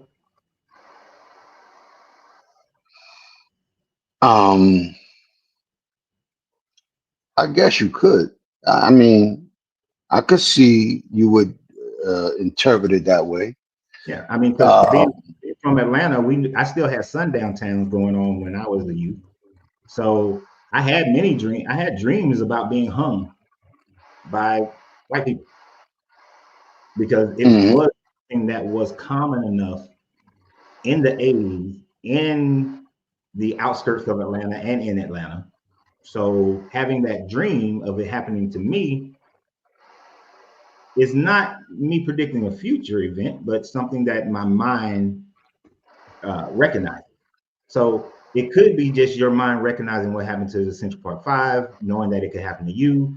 You see these four Brother, horses. what about the numbers? The numbers. You know what I'm saying? That building there, You lived in 216, right? right? So since it happened to the Central Park Five, the numbers could represent the fact that it's identifying you because that's where you live. But they're coming up as 911, Actually, 9111, actually, right? if you say it's not coming up as 911, it's coming up as 91111. I mean True, 9111. So it's true. not really But even coming up it, as right? 11. Well, even like when you look at 1990, the And year the dream happened. hold on. You gotta if you're gonna apply the same numerology to the 216, then apply the same Uh-huh. numerology to the 111, which then that number comes out to be 3. So it'd actually be 9 True, 3. true, So it could true, be 9 true. 3. And I'm pretty sure I can probably find some major event that happened in 93. Wait a minute. When was the first actual Exactly. bombing of Yeah, my Washington brother. State? Wasn't that in 93? Yes, Or was that that was over? in '93. That was in '93. That was in The first, 93. the first one. So Yes. so you see how you can apply it. You can, when you take a dream and then you look and you are, when you have the dream, you generally don't know what the hell it's talking about most of the time. But then as events happen in life, we can start to say, oh, I had a dream about that. And so that's what it was talking about. Because could I not just apply your dream to the first bombing? And not as much as 9/11, not as much as 2001, Okay, but if it was but you 1996, could with an aspect that you said, right? right? Which it would come out to be, what is that? 93? Yeah, 93. Right? So, Hmm. so if it's 1996, could I not say that? Oh man, look, you had this dream, and you live in 216. That's 9. You 111th Street. That's 3. That's 1993. You saw the four horsemen hit a building, go to a building that looks similar to that building. Your dream was about the 93 bombing. In 96, I would say that, right? Right. And then here comes 2001. Now I'm going to redo your dream and say, nah, that's what it really was about. This is the same thing they do with Nostradamus and his predictions and prophecies. This same thing they do in the Bible. Something is prophesied that happened at the time frame of the Assyrian captivity or the Babylonian captivity. And then it either doesn't happen and it doesn't happen. So then later writers who are writing Matthew, they then try to jump it and say that, oh, what Isaiah was really talking about was right now, not what was going on at the time frame of the Assyrian or the Babylonian captivity. And people were still doing that. What Hosea was talking about is not what was happening during that time frame. They was talking about now. But I never really thought about it. Okay, I hear you. Finish your thought there with Hosea. That was interesting. But the people before Jesus who were living under, let's say, the Greek occupation, they took Isaiah to mean, some of them would have taken Isaiah to mean what was happening during their occupational time, and they applied it to the Maccabees. Mhm. Because, you know, the Maccabees were able to establish a kind of mini statehood inside of the Greek Empire, inside of Judea. Right. So they Right. applied it to the Maccabees. But then when the Maccabees got their ass whooped, oh no, it's for a later time frame. Mhm. So we're always doing this shell game. I know you're from New York, y'all like that shell game. We're always applying this shell game to dream prophecies.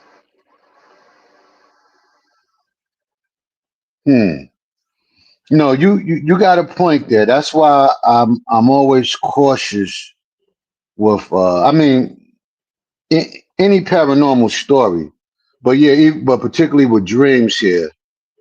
Um, you know what I mean? But on this one, we're going to agree to disagree. that that dream has stuck with me for a while, I and understand. and just how I could remember the details of it. Yeah. More than even more than any other dream. Like my mother passed away a few years ago. Uh, it was a two-part dream with that really. Uh, you know, when she died, I dreamt I was getting phone calls. You know, I was a two. It didn't go too much deep into that. You know, I got phone calls, and I could feel that it was about my mother, but I missed the phone calls really. Mm-hmm. And then when I wake up, I hear my girlfriend. You know, I hear my girlfriend on the phone with my sister, and when she said, oh, I knew my mother passed because she was sick. She was sick anyway. You know what I mean? Right. Um, but when I woke up and I looked at my phone, I see 7 missed calls from my sister. Now somebody may say, "Oh, well, maybe you could hear the phone ringing in your sleep, and that's why you dreamt of your cousin calling you." Even though I couldn't talk with my cousin on the phone, I felt it was. I'm talking about within a dream, right? I Mm-hmm. couldn't. I couldn't. There was still this ominous feeling, like something bad. You know what I mean? And then after, and actually, she told me that. My mom, because I love my mother. That was my world. You know what I mean? I understand. Uh, you know, but I'm so tired from because I got to be up for work. I eventually fall asleep again, and then I dream right away, and it was like orbs of light, and they were her telling me, and it's funny, yeah, it's funny because the dream was taking place in that apartment in 216, and we moved out of 216 in May of 1993.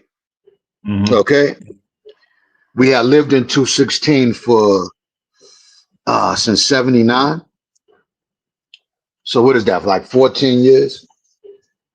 Um, yeah, we moved out in May of 1993. Um, so when I had the dream with my mother that night after she passed, and with the orbs of light, we were in 216 again. You know, and just orbs of light, and it wasn't a physical form of it. It was just lights, but her voice was like, I'm good, Ahmed. I'm good. That's my real name, Ahmed. I'm good. Um, don't worry. I'm good. Right. But yeah, that's what I'm saying with dreams, man. I know where some it's just dreams and stuff. Maybe things that, like you're saying, uh things that you may be thinking of and just Mm-hmm. on your mind about or something. Yeah, but and it's it's yeah, something that, to dream. I mean, I don't know everything about dreams. It's something to dreams. Honestly, I think that dreams are showing a deeper consciousness of that you have about yourself and about the world around you. Um, Real quick, because I do want to get back to our subject matter. Uh, I had a dream when my grandfather died that he was sitting on the edge of my bed and he told me that the family was going to fracture and it's going to be up to me to bring the family back together. Of course, all the events happened where our family fractured, and then we all came back together, and it was because of my insistence that we came back together. Because for my two grandparents, then all their kids, and then all the grandkids and cousins, we were always close knit. But the perception is, even as a child, I recognized that, and I was a teenager at the time. My grandparents were the glue that held all of us together because that's where all the rituals were: the Sunday dinners, the Friday night card table games, the fishing, the trips. Those two people were the glue to that family. So when both of them are gone, without the glue, everybody's going to separate. I realized that mm, 97, I started a process and we started having some of those rituals again. And now my family is even tighter than they used to be. And it's like 90 of us just from those two people. So my perception, even as a teenager, recognized that situation. Did my grandfather visit me 4 days after he died? Probably not. But my mind created that image. I had my own death mm. dream over and over again. So, and I knew that I would have a daughter. So I used to tell my kids, Mom, we're gonna have a daughter. We're gonna have a daughter, and you and her are gonna find me dead, right? But then I had the dream over and over again. And then I realized that in the dream, but after the first child was born, and I'm looking at her and I'm like, nah, when she gets about 4 years old, actually, I'm looking at her and I'm like, nah, it's not you and her that comes and find me, it's her and her sister. So I knew that our second child was going to be a girl, and it was. But then after that, I learned how to control my dreams. My death dream stopped being a death dream. Yeah, I was outside my body seeing this stuff happening while I was asleep. But then I went back inside my body, went to the door and answered it, and had a good time talking to my kids. See, now you So, said you were outside of your body. yeah, like every time I had this death dream, I was hovering above my bed and hovering above myself sleeping. And then I would see my two daughters coming to the door of my house. Mm. And the dream would always stop right there, right? But then later on in life, I learned how to control my dreams. And so every time I had that same death dream, it stopped being a death dream, because even though I would see them come to the door, I would see myself sleep. Then I would, because I control my dreams at this point, I get up out the bed. I go back to seeing the perception from me being in my body. And I go back and I go and answer that door. And then me and my girls just have a great visit. So it ceased being Mm. a dream to being the dream that I want it to be, because I control my dreams. My dreams don't happen all willy-nilly anymore. If I don't like the way it's going, I change it. But I do think it shows us perceptions of, it shows us images and ideas and things that we have in the deepest recesses of our mind, or things that we just constantly think about. And maybe there is a way that our dream is peering into the future. It could be. Time is an interesting thing. It could be, because our minds are incredibly powerful, more powerful than we know. I So like that. I like that Shakespeare quote. What is it? There are more things in heaven and earth, of Horatio, that man can dream of. you know. yeah.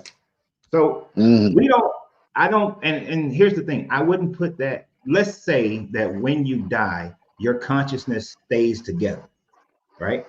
You are still going to be Ahmed. You're going to know you're Ahmed. If you went and dwell, if you were able to maintain that consciousness and you dwelled as another state of being, I wouldn't call that spiritual. That's just still living on a different state of being within the natural universe, because there is nothing actually supernatural. It is just things that are beyond our knowledge of nature. You understand what I'm Okay, saying? so I get you. I get you. Yeah. I get you. All right, brother.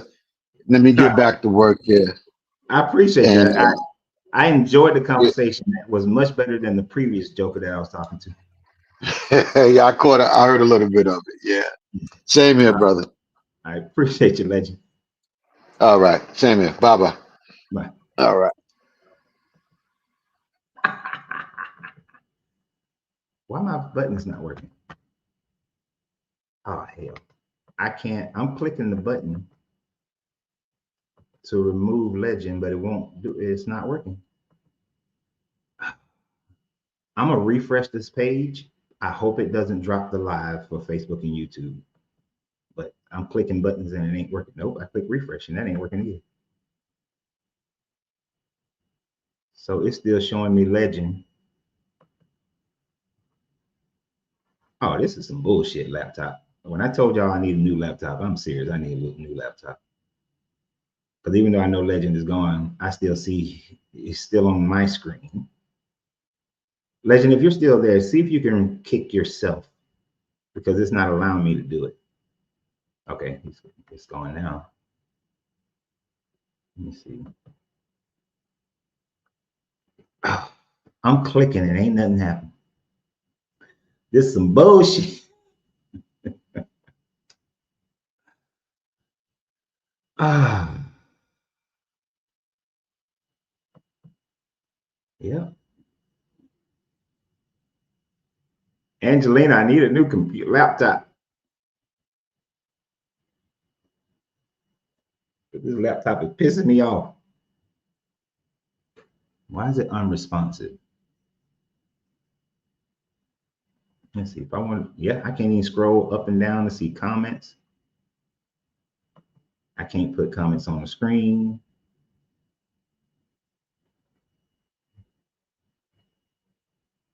I'm in a dream. I'm dreaming now, Dwayne. Oh man, this is gonna get on my nerves. Why is this not working?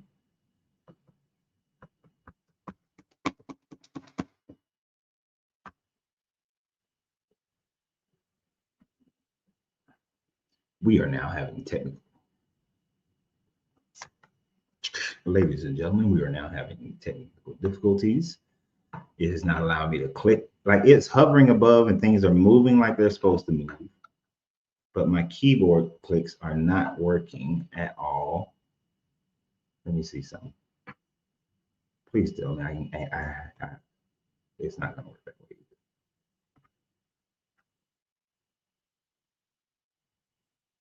No, if I control alt delete, it's going to cancel the whole live, Kevin. That should shut the whole damn thing down. The mouse moves over stuff. The stuff highlights when you're on it like it's supposed to, but then I click on it and oh, there we go. Now it's acting right.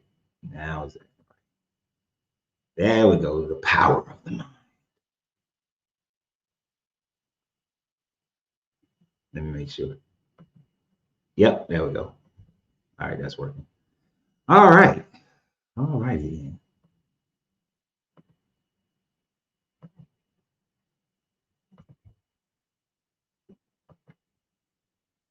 Everything. I wonder why I was doing that, but anyway, I still want a new laptop. Damn it. Okay, so yeah, I know that was off topic. We actually have yet to have a conversation with anybody on the damn subject matter that we're talking about. Hopefully we can have one. Biggie said it's all a dream. Why aren't they what, coach? Oh, so what we were talking about, Manny Boss, is the fact that if the oldest, if Black people like to claim that the oldest Bible is the Ethiopian Bible, and that Christianity came to Ethiopia and is not tainted with Romanism, with the Roman versions of Christianity, which is what all other versions of Christianity are tainted with. So then why aren't Black Christians? So why are Black Christians not practicing the Ethiopian version of Christianity, since they always like to claim it. Every person I've ever known who claims this never actually practices the Eastern Orthodox version of Christianity, or from the Church of what, I can't pronounce the name, Tawuda. So that's what the actual conversation was earlier. I broke down most of it. I did leave one part out. Haven't talked about Acts 8 yet, as far as the Ethiopian eunuch, because the Ethiopian eunuch has actually nothing to do with the Aksum Empire, which later becomes known as Ethiopia. I did do a video about it yesterday, utilizing this other young man. I wanted to make sure he got credit. He just started his page, so I wanted to make sure that people, you know, I like helping people to grow their pages, even if they don't know I'm helping them do it. But he did a great breakdown on how Acts 8 and the fact that they utilize the term Candace actually means that they would have been dealing with the people of Cush and not the people of the Aksum Empire.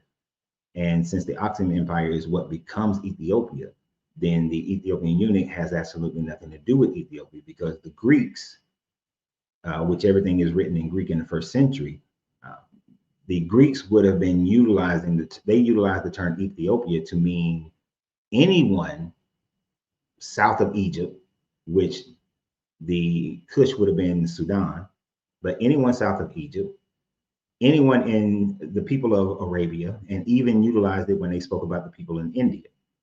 So all those people would have been considered burnt face, because Ethiopia means burnt face in the Greek.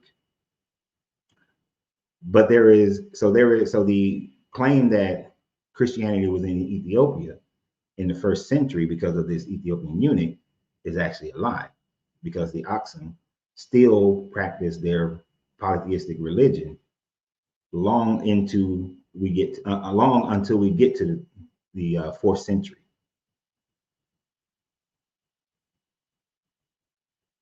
Right. So when Christians claim that, they still don't know what they're claiming, because people like to read these books as if they're reading it today. They are not reading it how people would have understood it back then, or how things were meant at that time frame. Right. That's why language is important, because we change the meaning of things on a constant basis.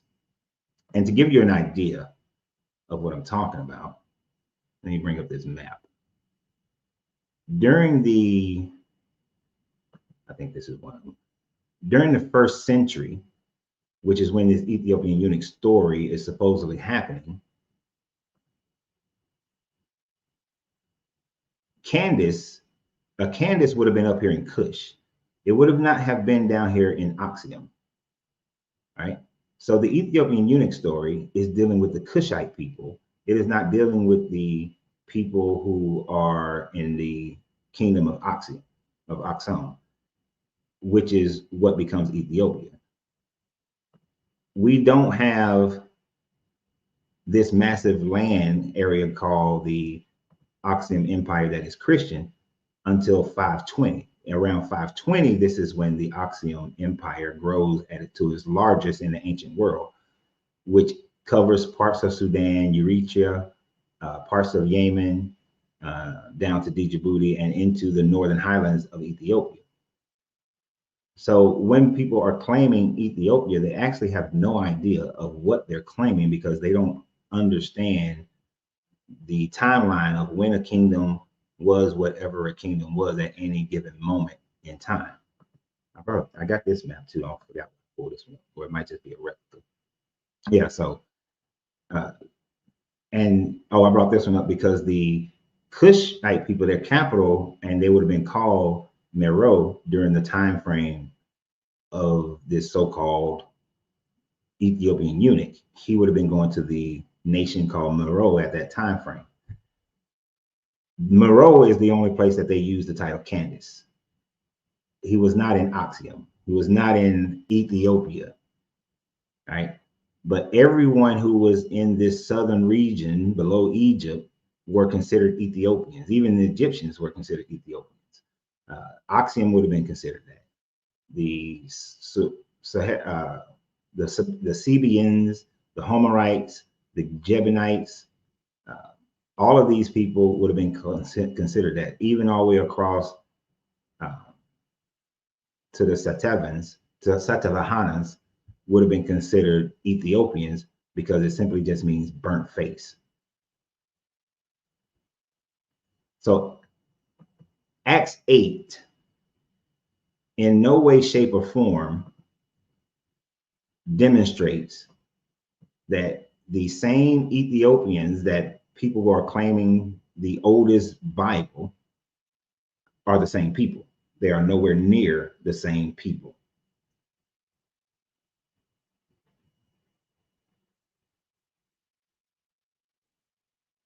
Now, I don't know if this person is still waiting, so let me see. If Ron, yeah. But they are nowhere near the same people. Ron, you're still there. Oh, yeah, I'm sitting. I appreciate you being patient. I know my man has a slow piece. His speech pattern is methodical, so it took a minute, but I appreciate your patience. Are you over 21? I gotta ask for Yes, two. I am. Okay.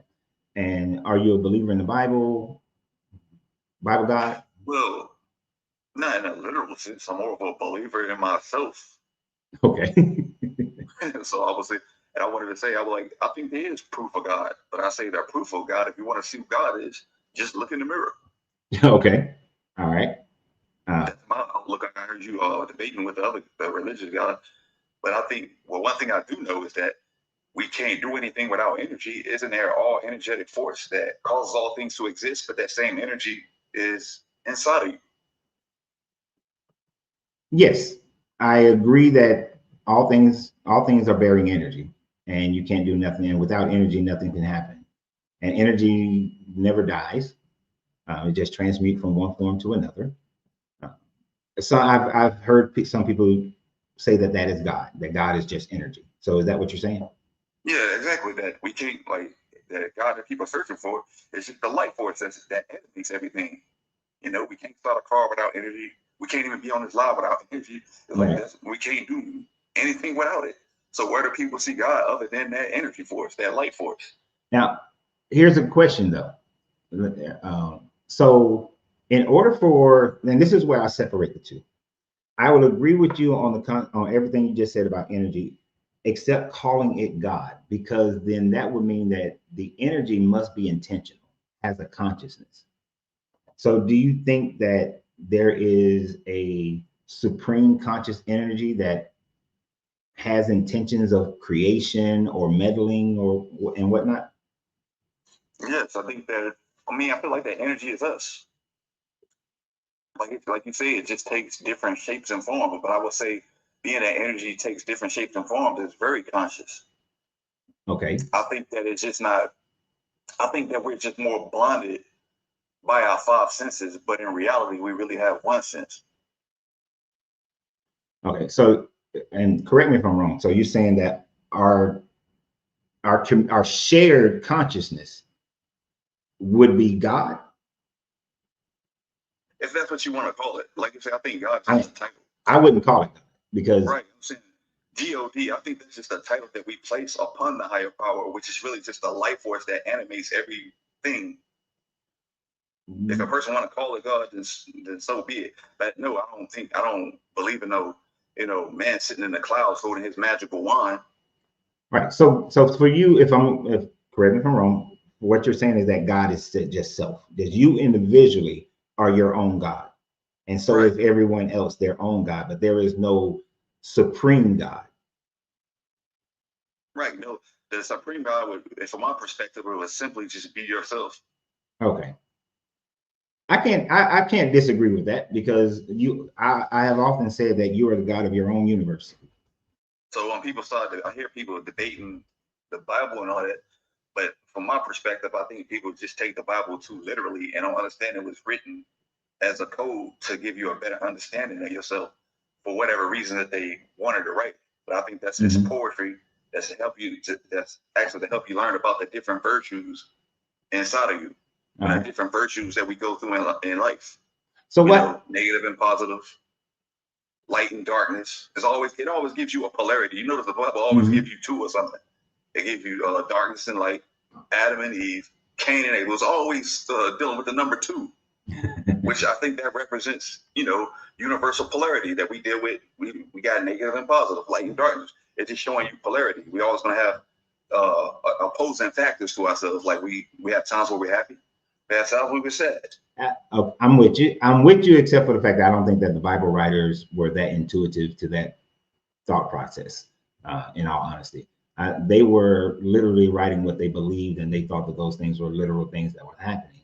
But so let me ask you this question though: what happens after you die, in your opinion? After you die from this body? What happens after we die? Mm-hmm. Well, I'm a firm believer, if that's what you want to call it, in continuation. That nothing ever really dies. We just change from one form to the next. Right. But That what? we're just continuous. So does your consciousness stay together, or does it just disperse into the field of energy? I think that depends. It just depends on the individual and what you want to do in a so-called afterlife. Because I feel like there really is no afterlife. It's just life. Right. But well, after this life, though, I'm not saying that, because I agree with you. There's no such thing as death, because your energy cannot be destroyed. But does your conscious energy, if we ever really figure out what consciousness is, but does it stay together? Will you still know that you are Ron? Or does Yes, okay, I so think so. I feel so that you're still gonna know that you are you. so you think That you're aware of that you're just a being. You're just energy. right. And And I so think that will always be. That's just continuation. so do you think Because that energy never dies. So how the hell can we die? Yeah, this physical body, this biological clock may expire for the physical sense of myself, but that warmth of that energy that's inside of me, where Mhm. does it go? I say it just goes into continuation. so do you think that you determine what happens, or does some other being determines what happens? I feel like some other being, but the other being is you. You are the other being. Okay, so then you decide what happens. Right, right. You. There's no other being that's deciding it. You I'm decide. saying most people perspective, they think that it's an other being, but the other being is really you. I It's just that we live like in I think life is like a strange paradox, man. And that's what we're here for. We're here to be forgetful, to figure things out. okay, wait. So I'm with you in understanding that you are the one that determines what happens after you leave here, and people have given that authority over to this imagery that they have read from different religious books, and will most likely manifest something similar to what they have been taught. Is that what you're saying? Right. Okay, and I'm with you. I'm with you on that It's one. almost like I guess you could say I would call it more like you control it, but it's almost like a program. You control it, but it's a program. Yeah, it's like a program. Because most people, like, let's just say, you got a Christian, they believe in heaven and hell. Right. So with their state of consciousness, if they feel like, you know, they've been taught heaven and hell all their life, what they so-called pass on or whatever, that may be what they manifest in their consciousness. Heaven and hell, because that's what's been programmed into their thoughts. Yeah. Yeah. Okay. I'm with you. I got you now. Because I too have said on multiple occasions that because I'm still putting it as a if your consciousness stays together, because there's no demonstration of your consciousness staying together. We have no evidence of that whatsoever. But if it does, then whatever you truly believe is what you're going to actually manifest. Have you ever read the Tibetan Book of the Dead? No. You should read that one, because it goes through a process that kind of is similar to what you're talking about. Right.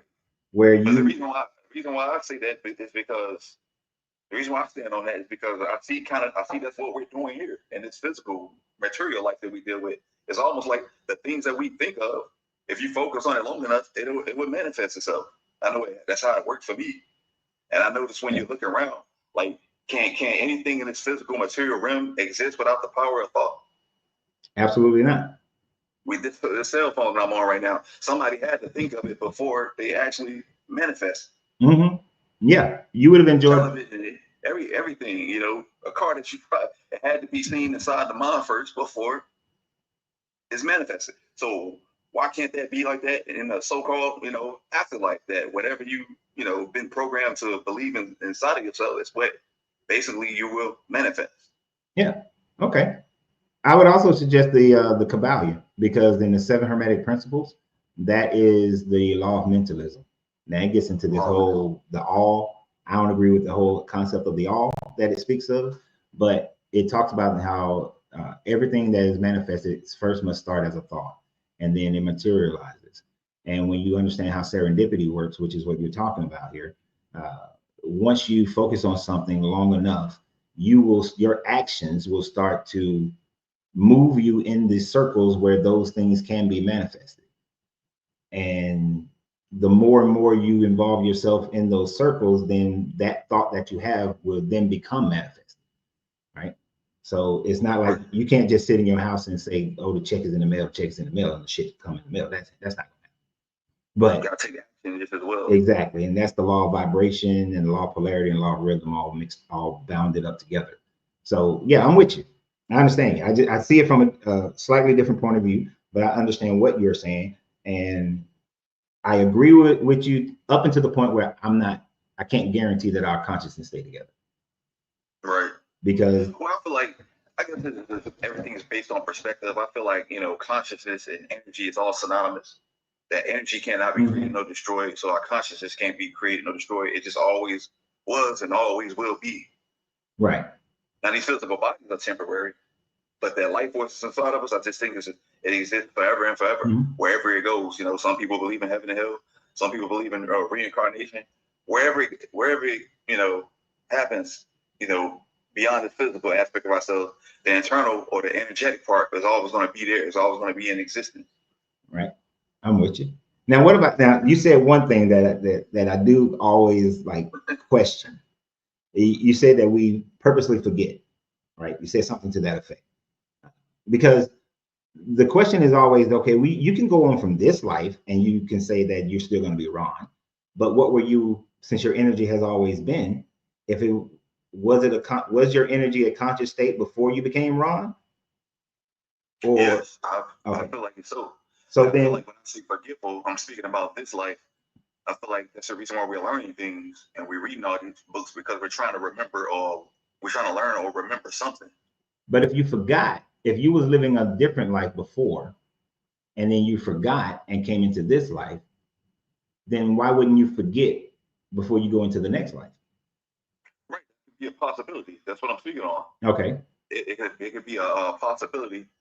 Like I say, I don't know, because it's just many different perspectives on it. Some people feel like that if we don't do what we're supposed to do in this lifetime, that in the next life you become forgetful. Yeah. Some people feel like you can master this physical material realm and then ascend to the point where you just remember everything after this life. Yeah. So I'm just speaking about the different perspectives on it. I don't know which one it is, but you know, this is some of the things that people build on. Yeah, that's what Buddhism and Hinduism teaches. Yeah, right. Basically, you got to satisfy your dharma or your karmic debt from the previous life, but you don't remember those things. So, but once you do satisfy that, then you can go into samadhi, or you go through nirvana, samadhi, and you go into nirvana, and now you are an enlightened being with the Buddha mind, you know, or the Krishna mind, and now you remember everything and you know everything. But at the end of the day, there's no evidence of none of that. Right, but one thing I feel like it is evidence of is energy.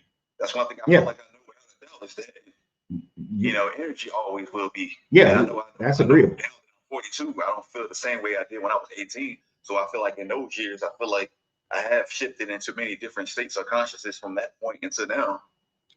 And that's what makes you Ron today and you not Ron from 20 years ago, because you've had different experiences in your life, which have created you into who you are right now at this moment.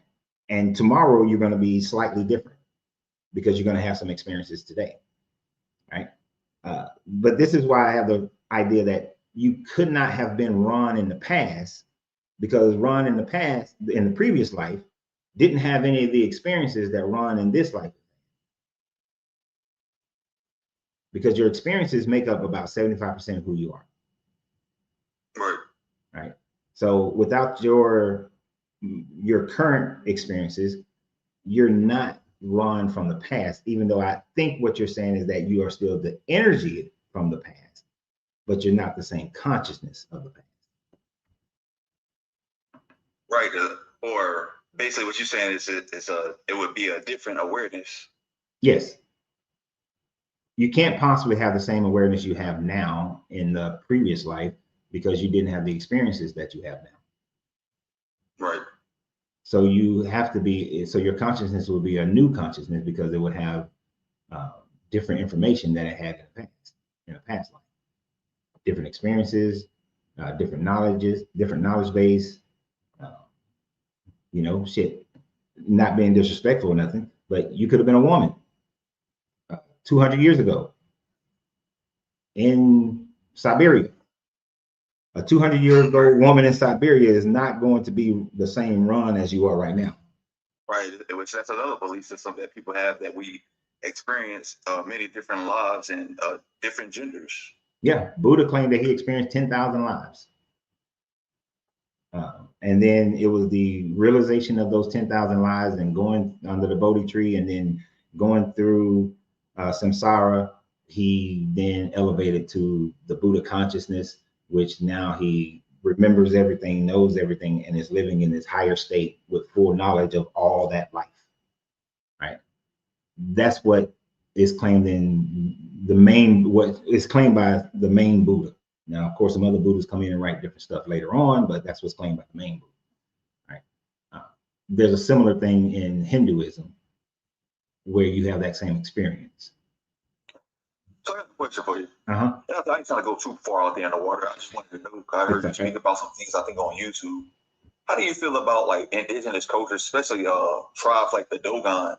How do you feel like they knew about, you know, different star systems that can't be seen with our two physical eyes, and modern astronomers had to build, you know, high-powered telescopes to see something that they knew about already? Right. Honestly, I don't know. Strange mystery, right? It's not just, I study other indigenous cultures that have similarities. Like when you study the Dogon, they said that they had ancestors that came from what modern astronomers call Sirius. They call it Patolo, Nyantolo, and Imbiatolo, which is a trinary star system. But the catch is they got ancient maps of the stars that match modern day astronomers' maps. And it also corresponds with the Hopi Indian. They pay homage. They call it the Great Star Kachina. And they pay homage to the same star system like the Dogon do. So they have similar traditions. So it's kind of, and they in two different parts of the world. I'm with you. I mean, one option could be that the night sky was so much more clearer at the time frame that their ancestors told them that information. You understand what I'm saying? Like when they told the colonizers who came there this information, the night sky couldn't produce that. But maybe 15,000 years prior or 5,000 years prior, the night sky was able to produce that. That's a possibility. Yeah. Right? Because as man started burning more fires and all this kind of stuff, it's a possibility. We can't, it's hard to determine that. The other possibility is what they say, is that the Namo came and the Nomos came and told them and showed them and so on and so forth. And that's what they really stand on that. But it's simple. I'm saying it's just so fascinating because it's not just the Dogons, it's other cultures that claim similar information. Like it was another tribe in the Chinese culture called the Drupas. And the Drupas claim that they had these ancestors that came from a star system called Zeta Reticulum, which Zeta Reticulum has been discovered in 2012, I believe. Yeah. Which corresponds to a UFO abduction case with Betty and Barney Hill. I don't know if you ever heard of that. Betty and Barney Hill, back in the 1960s, I believe, they was an interracial couple from New Hampshire somewhere. And they said they was on a back road. They saw a UFO. It abducted them. And under hypnosis, the lady was able to remember a star system that the alien showed her. And that same star system has recently been discovered called Zeta Reticulum. Yeah, that So there, a lot of weird mysteries. there's some mysteries out there, and I think, isn't it? So like one of the things, and you know, the Hopi Indians, they call them the sky people, but there isn't there. I could be wrong on this one, but you know, the Dogons also told them that there were planets that was going around Sirius B, and I think we recently discovered that there are a planetary system around Sirius B, and that one of the planets is in the habitable zone of the smaller star Sirius B. Right. Of course, there's a lot more research we got to find out about that, but the fact that they said that is very intriguing, interesting, because it is the thing of how would they have known, Right. without somebody. The problem I have with all this, especially with modern day astronomers, it's like they're trying to renege. It's like they're trying to reverse it now. They're trying to take credit for this and sit and claim that they taught these people that. That's what they're trying to say now. Oh, I haven't seen that. Regardless of what they were saying like 20, 30, 40 years ago, maybe even close to 100 years ago when they first learned about them. Nowadays, they're trying to say, oh, this is because we discovered these things and went and told the Dogon about it. That's what I hear people saying now about this. I haven't heard anybody say that one. I've heard people just put it. The astronomers that I've listened to, they have just put it in the same category of we just don't know how the Dogons knew this shit. Yeah. Well, one video I was watching, the hosted the video, he said the only explanation is that they just guessed all this stuff. You know, seeing Sirius A and Sirius B, I can see a pathway that maybe at a time frame they could see that. Seeing planetary bodies around Sirius B, ain't no way in hell they saw that, you know, without some type of telescope. So I don't know. I would love to time travel back 10,000 years ago and see what they were seeing and talk to them damn people. But that's going to be one of those mysteries unless we find out that there is life on one of those planets around Sirius B, then it's going to be that mystery.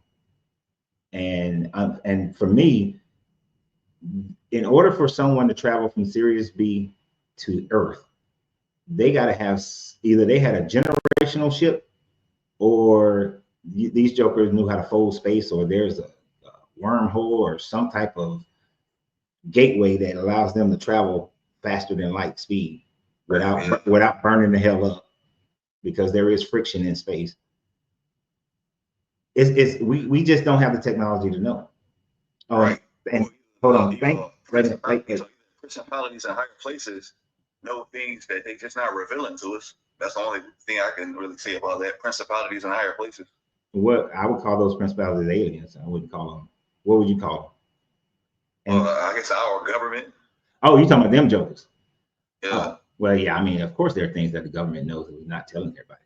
Hell, even when I was in government, there was shit that we knew, and it's still things I know right now that y'all don't know. But right. So I don't know how deep that rabbit hole goes. I'm pretty sure it's deep as hell. It's way deeper than anything that I know about. I can tell you that. Right. Yeah. And thank you, Growing Everything, for the roses. I always like to thank people. Right. Yeah, I'm about to get off here, man. I just want to go ahead and chat for a second. But thanks for letting me come up. No, I appreciate it, and thank you for being patient. Big fan of your page, especially on YouTube and all that. That's where I first saw you at. Okay, cool. Appreciate it. I just happened to see you on here one day, and I started following you, and I saw that you be going live. So. Yep, every Tuesday, Wednesday, Thursday at 12 noon Eastern Standard Time. I'm always late. All right. But I appreciate you, Ron. Thanks. Yeah, there's a lot of mysteries out there we don't know about. One day, I hope to live long enough to find out at least some more of them. Need to find some more of these mysteries. It's probably stuff even the military doesn't know. Oh, it's most certainly things that the military don't know. They ain't telling us everything. There's probably a few people in the military who know some of the deeper shit. Well, there are people in the military who do know deeper things.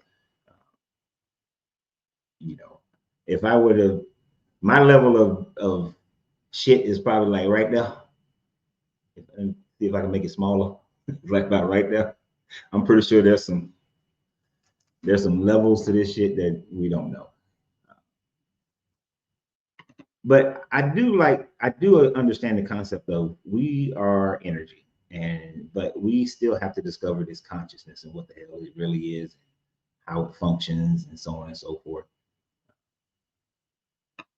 And hopefully in my lifetime, we can make some great strides in the discovery of such. I don't think, every thought comes from the brain. You got your emotions, but then you got your gut feelings and all this kind of stuff. So still trying to figure it out. And unlike religious people, it's easy to say, I don't know yet. Say my shit meter is too high. I'm telling you, back in the day, I probably knew about this much of government shit, worldwide stuff that y'all didn't know. About that much, compared to what just compared to what I know that other people would have had access to.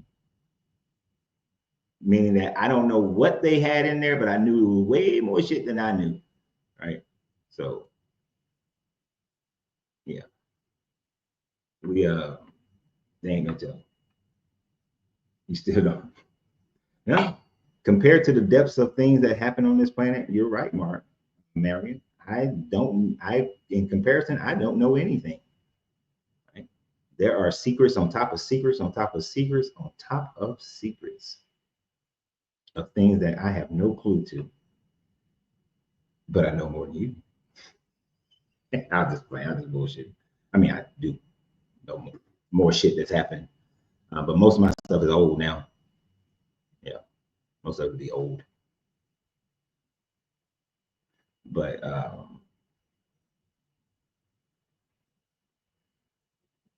so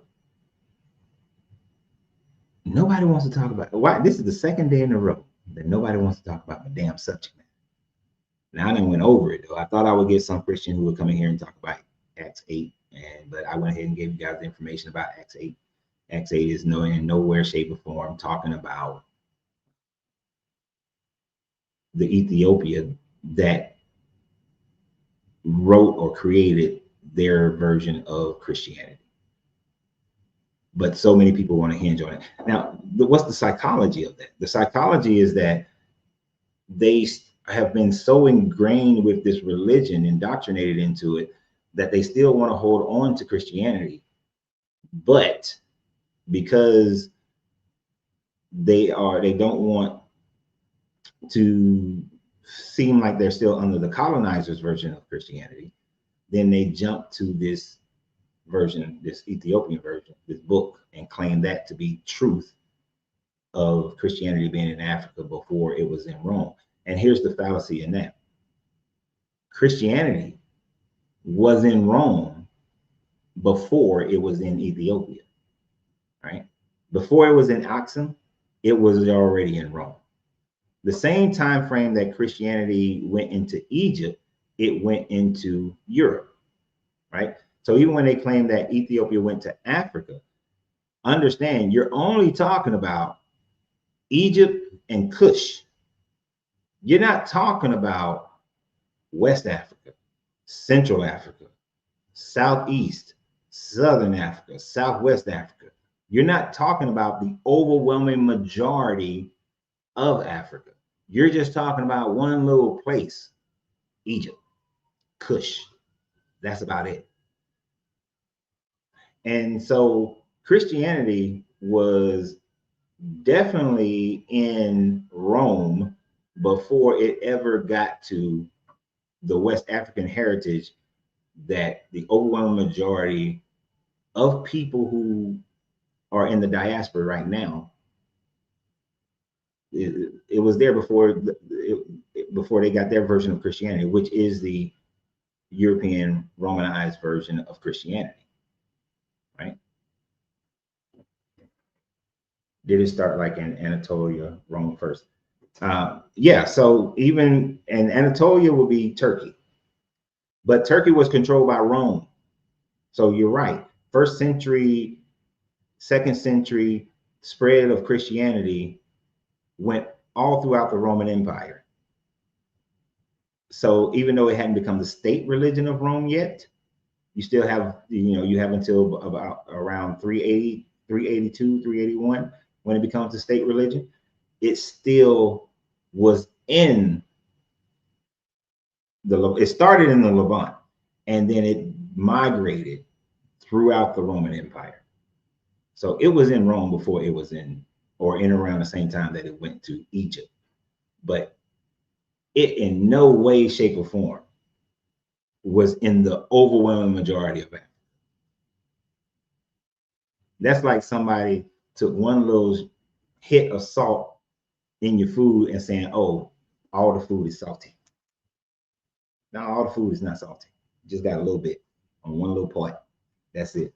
And it's a very minor part that the overwhelming majority of the time that I eat this food, I'm not going to taste the salt. I'm only going to taste the salt when I eat this one little small part. It is hundreds, well, it's over 1,000 years later before somebody came in and just put salt all over the goddamn food. So every version of Christianity that the overwhelming majority of people of color practice is Roman style Christianity.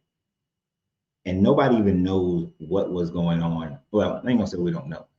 The Christianity in the first century was a freaking hodgepodge.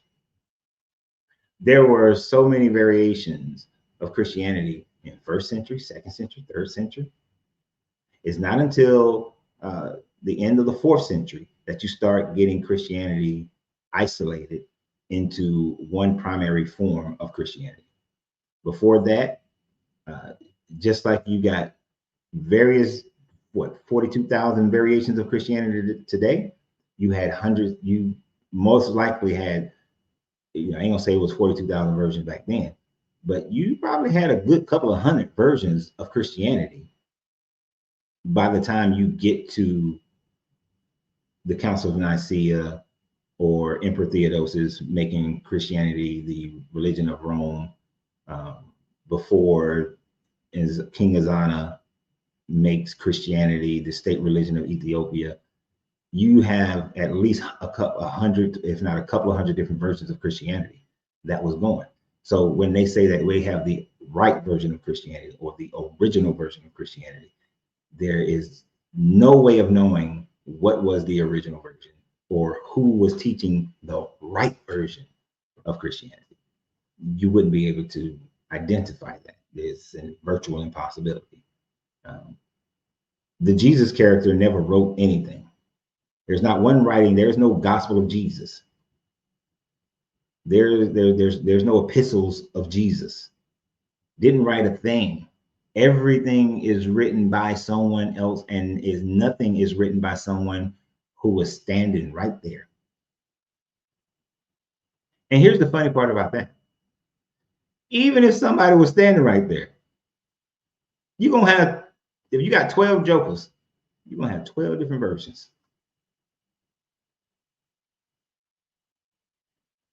Wasn't the Eastern Orthodox Church the first what? The first version of Christianity? No. You do not have the Eastern are you talking about the Armenian version or the Ethiopian version? But in either case, you don't have either one of those until the 4th century. None of those are established until the 4th century. They might have had some type of growth. They would have had some type of growth period in the Armenian version of it. But the Ethiopian version, we know exactly when theirs started and how it started. The Armenian version was like some cobbled up churches in the late 3rd century that then joined together during that late 3rd century and then became unified at the end of around the end of the 3rd century, and then became the state religion and established their own canon. But that didn't happen to 301. If we're talking about the Armenian or Eastern Orthodox, that was 301. So you still got a couple of hundred years. I'm gonna start shit with my mom at Christmas dinner with this. Just don't mention my name. Just don't have your mom coming to my house. There is no God except Allah. No, there are hundreds of gods, thousands of gods. There are thousands of gods outside of Allah. There is just no God. There's only Allah for you. Hell, we can make up a God right now. Are you talking about the Okay, I thought the Byzantine Church, Orthodox Eastern, is what you're talking about. Was that the first church? No, I wouldn't say that was the first church. Your first Christian churches would have been house churches in and around Jerusalem, in and around Judea itself. Would have been your first churches. Those would have been your first house churches that would have been started. You got house churches that were in Ephesus. So the house churches would have been the first churches. Now, unless you're saying, like, you know how they do civilization, they have a requirement. You got to be at this level to be determined to be a civilization. Although there were many villages and towns and groupings of people below that, you had a bunch of smaller house churches long before you had the Byzantine Eastern Orthodox Church. But if you're talking about major established churches,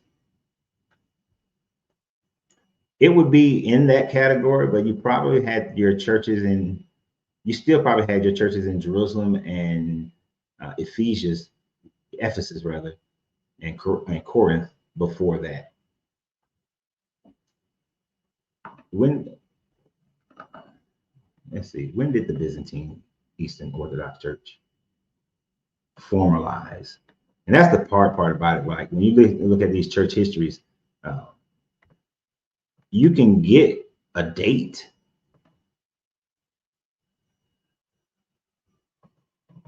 but that's not telling you how they grew up, how they came about.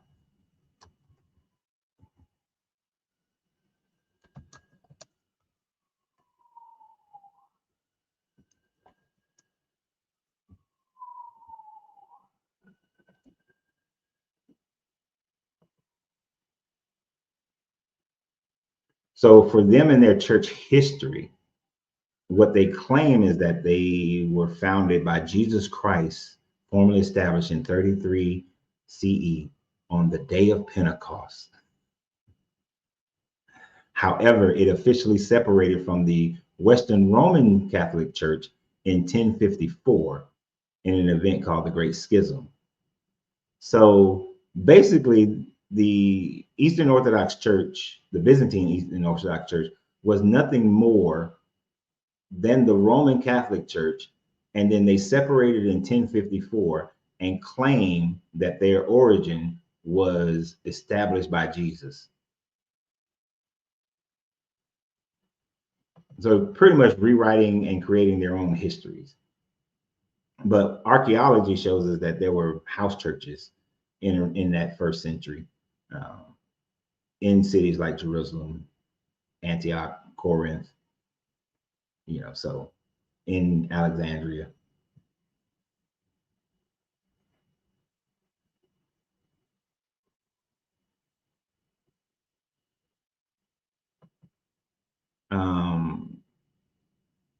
So the implication that Christianity was born in Africa, Ethiopia, is wrong. Is that correct?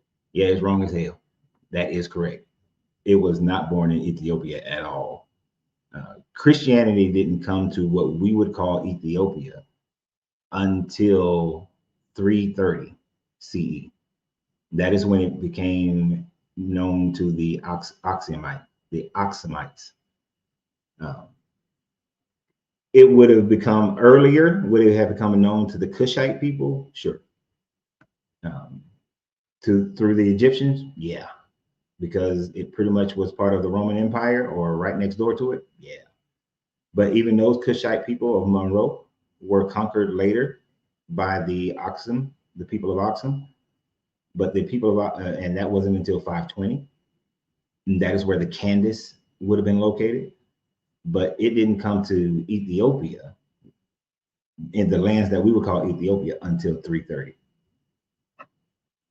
So no, Christianity was not originally was not born in Africa at all. It was born in Jerusalem, in the Middle East, what we call the Middle East, in the Levant.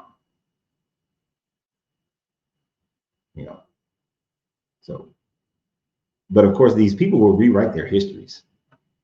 That whole Solomon Sheba story is a rewriting of history that Ethiopia, the people of Ethiopia with people like Haile Selassie, decided to rewrite it and make it part of their history. And there's absolutely no archaeological evidence that demonstrates Judaism in Ethiopia during the time frame of Solomon and any other time frame up in the 1st century, 2nd century, 3rd, 4th, 5th. There's no Judaism going on there that's notable. There might have been a couple, you know, a town of 30 people who were practicing some form of Judaism, but the whole Solomon Sheba story is just some concocted up ass love story. But because of that made up story, they claim that they have the Ark of the Covenant, that Menelik I, his boys stole it. Well, in one version of the story, Menelik I's boys stole, his friends stole it, and it flew across on a magic carpet ride. In another version of the story, Solomon offered it to him and he took it.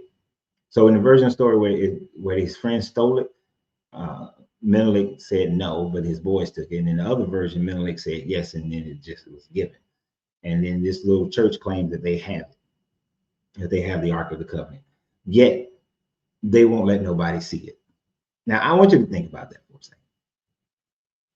The easiest way to prove that your story is correct is to say, here's the Ark of the Covenant.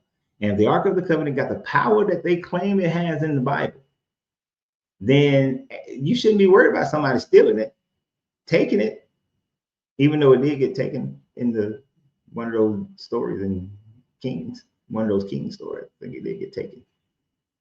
But even when it was taken, it defeated the god Dagon and was returned back.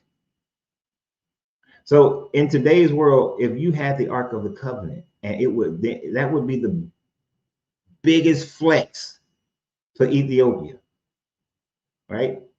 You'd be able to flex like a champ, but they don't have it. How do you date all of this? We know what land masses the Oxium had at different time frames. We know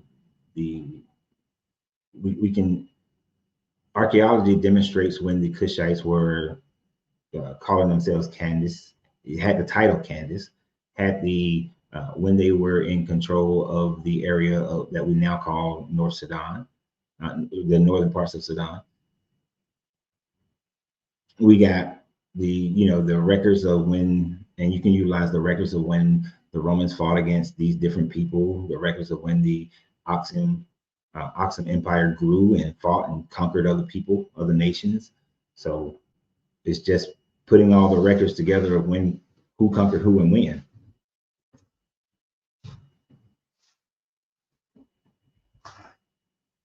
Oh, I see. You don't know how to have an educated conversation since you have to resort to some type of profanity. Nah, just kidding. Profanity is not a problem, but the name calling part is. So Wagi, if you don't know how to have a conversation without name calling, then you can be kicked all the hell out.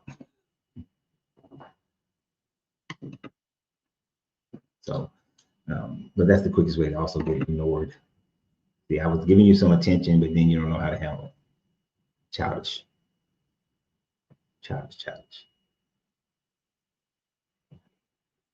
But are there any other questions? Because I do have to call the VA before my wife get mad at me. Respect. He said, just to make sure everybody see what he said, he said, I'll simmer down. Respect. Any other questions or thoughts? Anybody else want to come on and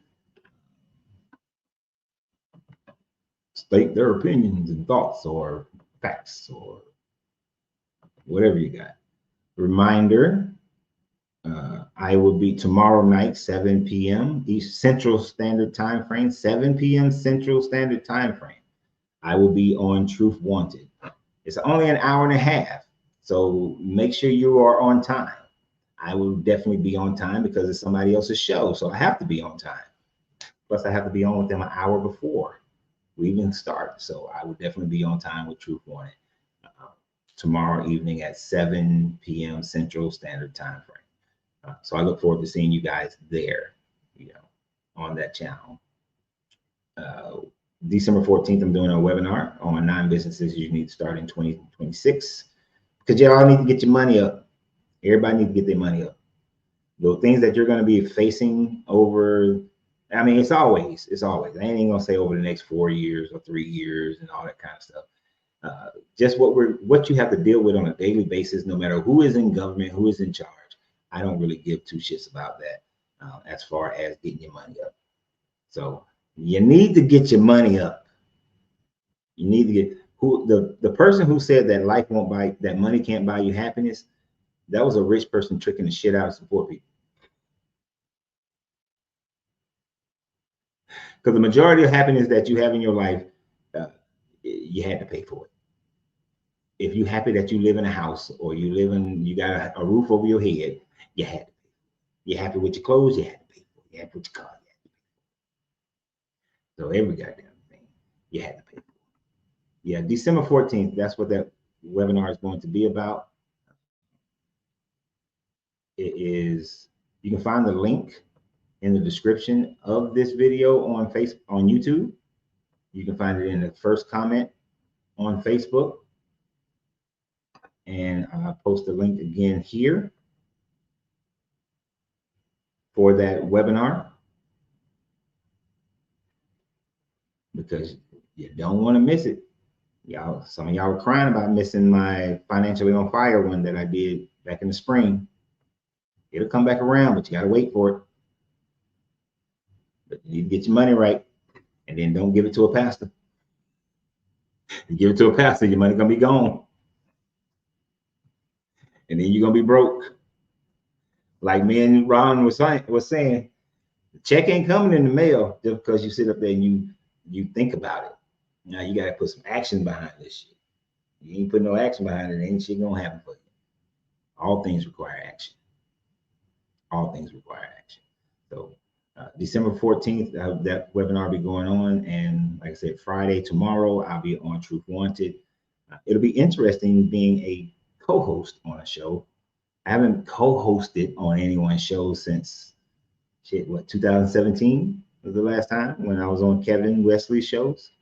So it's been a minute since I co-hosted and not hosted. So I got to get my mind right for it. Yeah. So, and as a reminder, if we are doing a cruise next year, October 31st, leaving out of New Orleans, a 5-day cruise. We're going to go to Chichen Itza.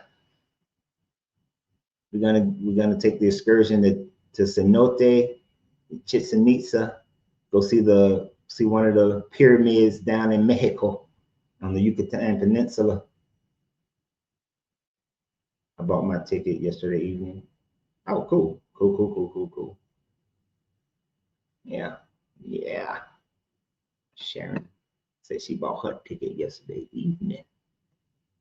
But yep, we're gonna be taking that cruise, Chichen Itza. And on that cruise, we're gonna have that, like the days we're out at sea is when we'll have like a scheduled time to meet up and talk. So we'll be on the boat, and I love cruises because you ain't gotta do shit. You ain't gotta do a thing. Just get on that joint and just enjoy yourself.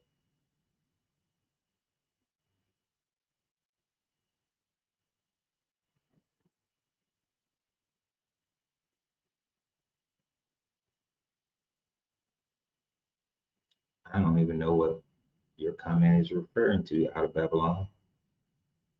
Yeah, Truth Wanted. That's the name of the show I'll be on tomorrow night at 7 p.m. Central Standard Time frame.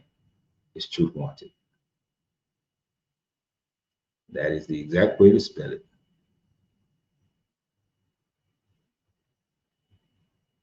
I wonder.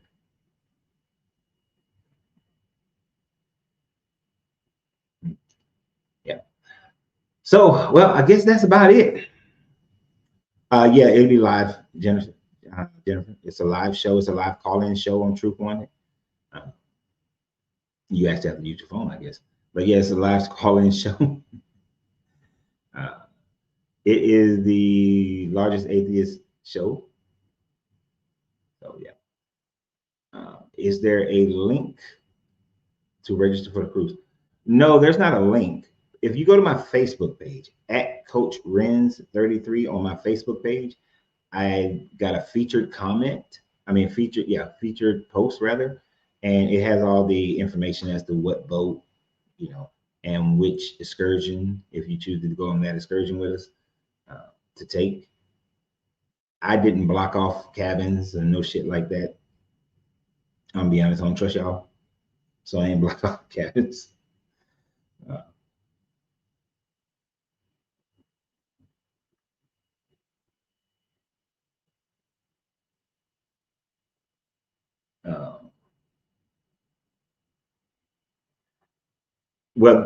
So Sherry is asking, have I booked the excursion myself? Based on our budget right now, we're going to book it January. January, we'll book that excursion. But we're definitely going to book that excursion. For the one that is Cenote, which also goes to Chichen Itza, because the Cenote one also gets you a buffet, because it's an all-day thing. It's like 7 hours. It's like a 7 hour, 6-7 hour day. Right. So we're going to book it. We're going to book the excursion in January, mainly because we got some travel plans for December, for this month. And you got to book, when you book your excursion, you got to pay for the whole thing. And, I got to pay for me. And we have to pay for both of us. We ain't just by ourselves.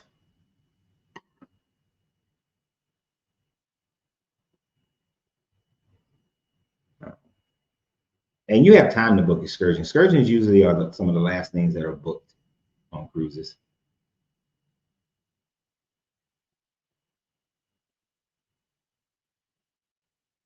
I don't know why Babylon is talking about marriage.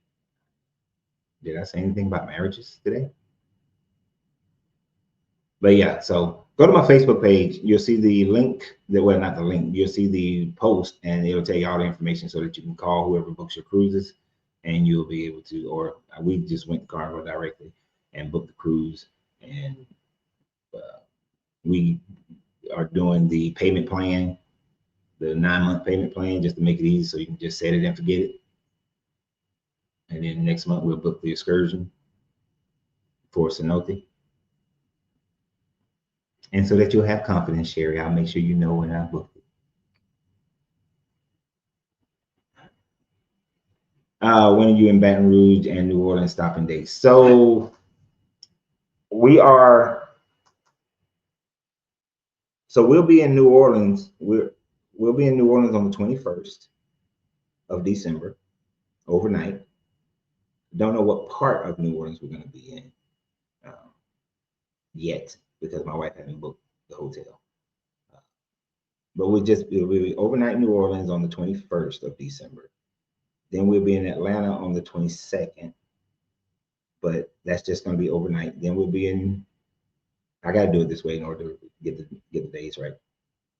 22nd, we'll be in Atlanta. 23rd will be, 21st. 22nd in Atlanta. Oh, hold on. So 23rd, 24th, 25th, 26th. Oh, hell no. We might be in Atlanta 22nd and 23rd. I don't know how we're doing it. Be in Atlanta 21st. We figured this shit out. New Orleans 21st, 22nd, we're in Atlanta. Oh yeah, 23rd, we drive to Wilmington, North Carolina. We'll be there the 24th, 25th, 26th. We drive back to Atlanta. And so we're there for 26, 27, 28. Then I think Baton Rouge 29th. It's either 29th or the 30th. I think it's the 29th we'll be in Baton Rouge. It's either the 29th or the 30th we'll be in Baton Rouge. And then back home on either the 30th.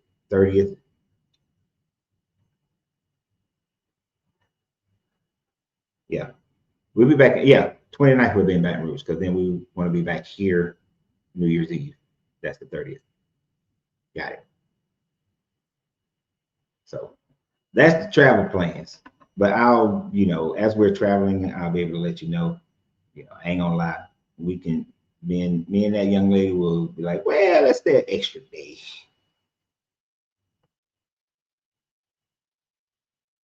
Okay, so you mentioned all this marriage stuff because I talked about money. Again, you mentioned money.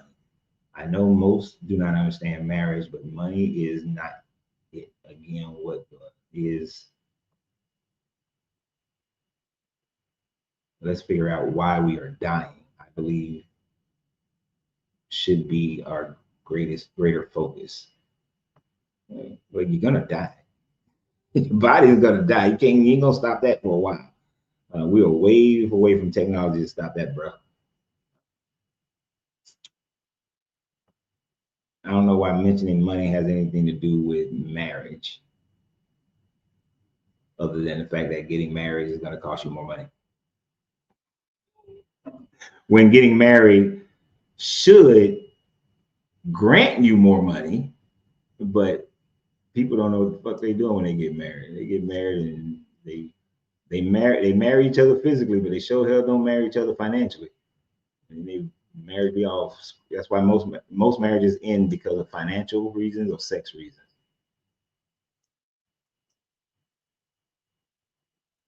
That man said death is either natural or a curse. It's natural, bro. Death is not a curse. Okay, I'm not having that conversation. I'm going to get off here. So I appreciate you guys, and I thank everybody for being subscription holders, subscribers, for being members. Thank you very much. Those who have donated to the channel through Cash App or give gifts and super chats, I greatly appreciate it. Maybe we'll have a conversation about marriage next week, as far as like, I don't know what part of it. Thank you for the crown. Appreciate that. I probably don't want to talk about it from that perspective, other than the fact that I haven't done that one in a while. Can you be married to a Christian and you're not?